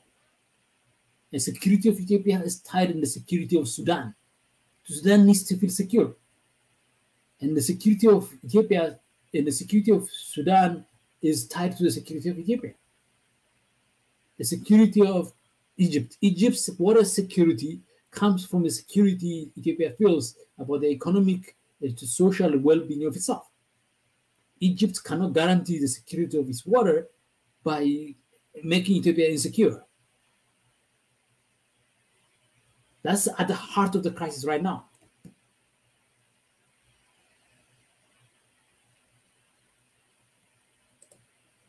Ifa Tube says Ethiopia never hurt another country, also will never hurt another country, but Ethiopia had to use its water as this is Ethiopia's water. Nobody can hold her to not use it. Thank you. Yes, Ethiopia, yes, has a right to develop itself, but it cannot at the same time take the water security of Egypt and Sudan for granted. And it hasn't done so far. It doesn't look like it has done so. But the Egyptians and the Sudanese don't want us to have any use of the water. No use of the water is what they're aiming for. But they can't sustain that. It's unsustainable because our poverty is too much to sustain. We have way too many issues to resolve in our country right now in Ethiopia and in the region. So thank you for that comment, Ifat. Thank you, Mariette. I really appreciate that. She says there is no such thing as my people unite because there is just a small group that think that can benefit from division, put people against their neighbors. That's exactly what it is. You have to understand from the perspective of what is like division. There's no benefit that comes from the division between Sudan and Ethiopia. The war between Sudan and Ethiopia. There's no benefit. The border will not be resolved. The water issue will not be resolved. Economic issue will not be resolved. Nothing. There's no benefit that we can derive from Amhara just insulating itself. No. It takes so much work. It would take a lot of work to achieve that. Because the Amhara people, like a lot of Ethiopians, are all over the place, spread out across the continent, across the country. So they can't just say, oh, me alone.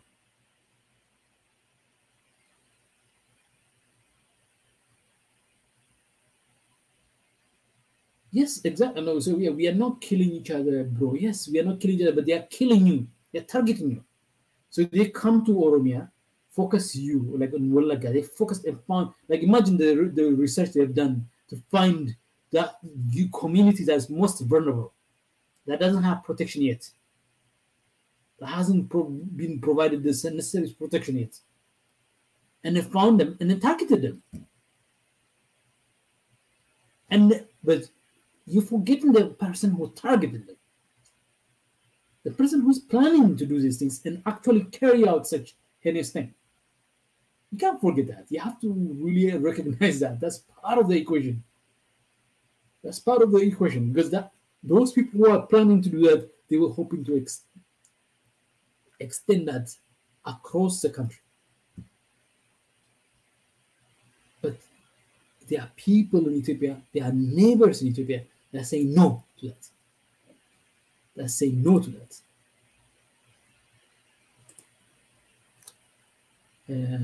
So that's important to note. Yahanur, what's the emerging crisis is like, there's a conflict brewing between Ethiopia and Sudan. Sudan just recently started. This is the thing we were talking about. Let me share that with you. By the way, we have, so I want to take this opportunity to also talk about the establishment of the One Africa, the Swahili Nation One Africa. We are currently preparing to establish an office in Dar es Salaam, Tanzania, and we are raising 25,000 euro. We have had many supporters. Recent supporters are Ikram Belaine. We appreciate you for your donation of 20 euros about 5 hours ago that you donated. Thank you so much. But we've raised 3,110. We're trying to raise 25,000 euros for 1 year of lease of office space. So feel free to check that out. I've shared the link on the comment sections. We're asking for a donation of 5 euros, 10 euros. We need to establish it. We're also talking about today. This is the thing. We started with the news that is emerging out of Horn of Africa, and the Sudan army military thinks it can resolve its crisis, its problem, its disputes with Ethiopia through military means, and has ventured into or has picked up an adventure on this. And as part of that, we also looked at the issue of water politics and how water politics is playing out in the region, in the Horn of Africa, and how the construction of the dam is and the filling of a dam is about to start in a few days, or actually in a couple of days. It will begin. Ethiopia is beginning to feel the third round of filling. So things are heating up, and all of these things are playing in the background as well as in the front. That's what we've been talking about today, and hopefully that helps you. Thank you, Swahili Nation, for the comment. So that's what we're doing. So Nur, hopefully that helps clarify the issue for you a little bit. And hey, we just passed 100. We just passed 100 donations. Thank you, Mariette. Dude, let me just see. Let me see the donation. So the donation that we've had here. We have 100 donations. 100 donations have come in, and we started this about 10, 15, 14 days ago. I think, if I'm correct, I don't know exact number of days, but we are on the path to get in there. And so over the past 24 hours, Anonymous, and then Ikram have donated. Ephraim, Gotum, that's Big E, Felicia, Sidu, Wasami, Omer, that's me, Ezra Neguse, Marie Antoinette, Anonymous. Many people have donated. Please, feel free to support what we do, because it would allow us to do the job that we do on a daily basis, on a regular basis. We are trying to elevate our work to the next levels. Beza, please, anytime, we want you to recognize that, yes, the pain makes you feel like, there's no one there that is there to protect, stand up with you. Nuru, I will come and talk about this. Let me address Biza a little bit. We are there. We as Africans, we as Ethiopians, we as fellow human beings, we feel your pain. We feel your pain. But the resolution is to align yourself with all the other people, with all other good people of the world, all other great, people who believe and care about humanity. They are all around you. We are all around you. You're not alone. The way to preserve, all the people of Africa, including the Amhara, is to bring the unity that we need. And unity will give us the strength to stand up to all these people who divide us. Because by dividing us, it's easier to take us apart. You divide Oromo from Amhara, then it's easy to take you apart. Because the Oromo that stands and protects you can no longer protect you. By dividing, by separating the Amhara from Oromo, it's easier to take Oromo apart. Because the Oromo's protection that usually comes from his neighbor is no longer there. The same thing all over Africa. So that's what is going on. By dividing Sudan and Ethiopia, by pitting them against each other. Imagine Sudan and Ethiopia. Of all the things they need to do today in 2022, with all the food crisis, with all the economic crisis, and then where should their budget focus on war? No, they shouldn't. Why should the Sudanese people who are dealing with incredible amount of fuel increases, inflation that is hitting the roof, why should that little resource be focused on fighting Ethiopia? Why should Ethiopia's resource should be focused on fighting Sudan? There's no need. They can achieve the border crisis. If they have border crisis, they can resolve their border crisis easily like that. So, we need to come together. I know Amara people they are the mirror image of what Ethiopian people are. Good people. Good people. Okay? They are Oromo people, good people. Sidama people, good people. Somali people, good people. Kenyans, good.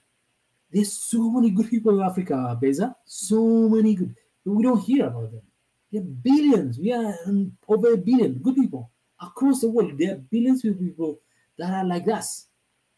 That's what we're trying to stand, Beza. Stay positive, and create alliance with across Ethiopia and across Africa in order to achieve the goal that you set yourself, the preservation and protection of good people. And let me answer Yahanur.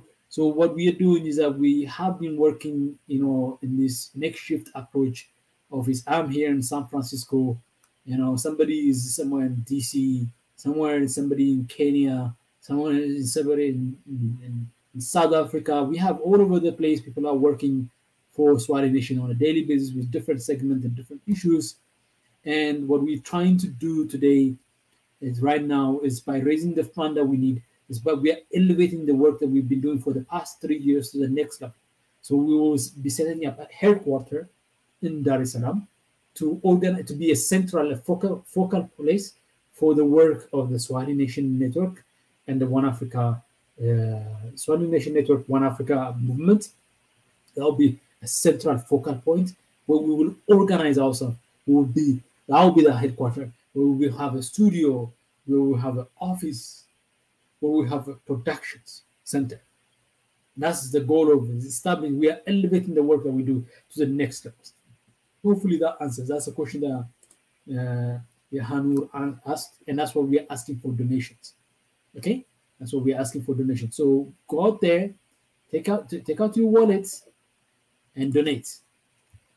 And Mariette is the incredible sister who's in Netherlands. She's an incredible sister, an incredible friend of the One Africa, who initiated this effort, who is spearheading this effort, along with Mika Shavala that you see in the picture, and Thank you so much, Merit. You've been an incredible supporter and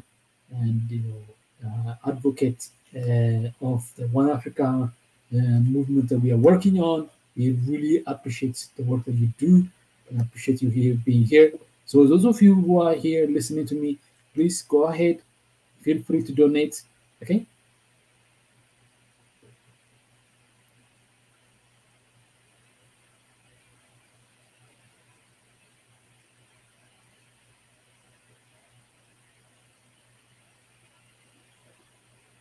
Yeah, feel free to donate. Beza,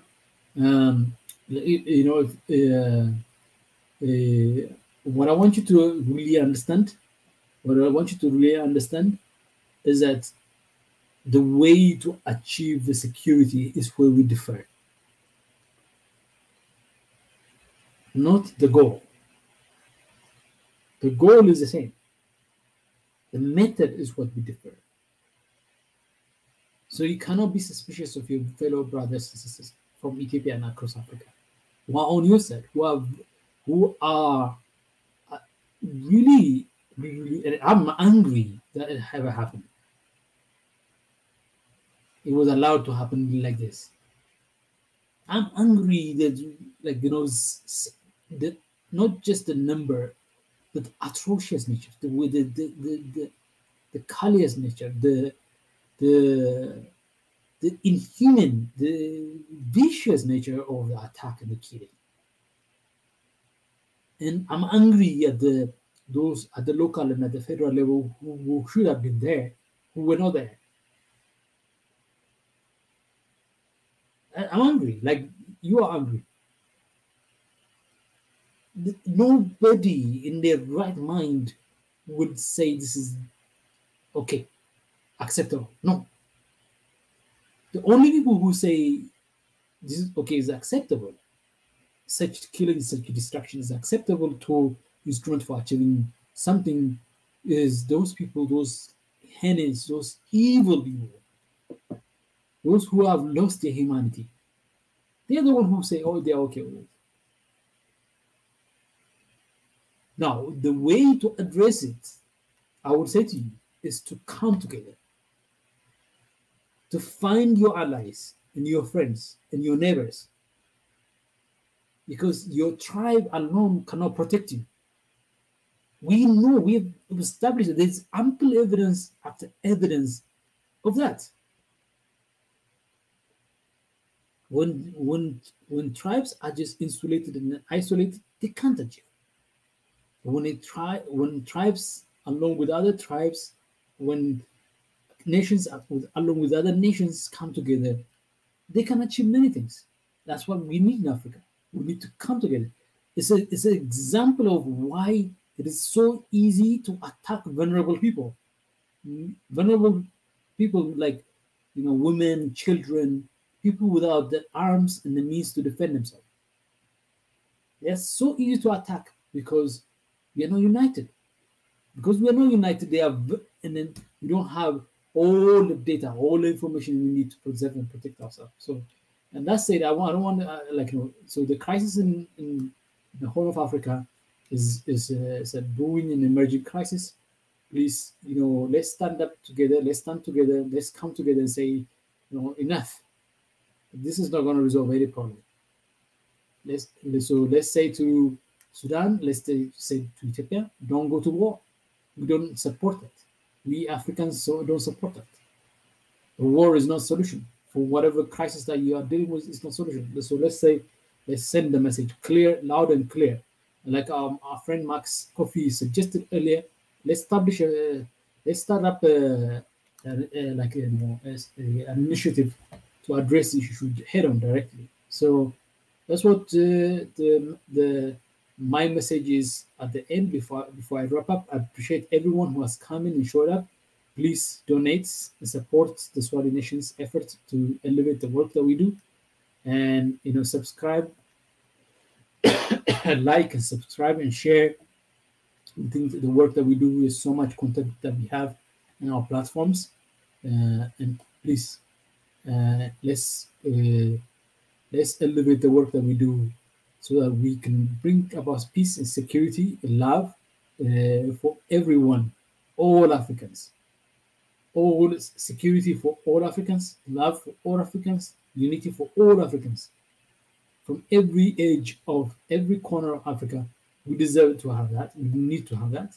And that should be our target, that should be our goal. It's not a task that's easy to achieve, but it's a task where we are capable of achieving.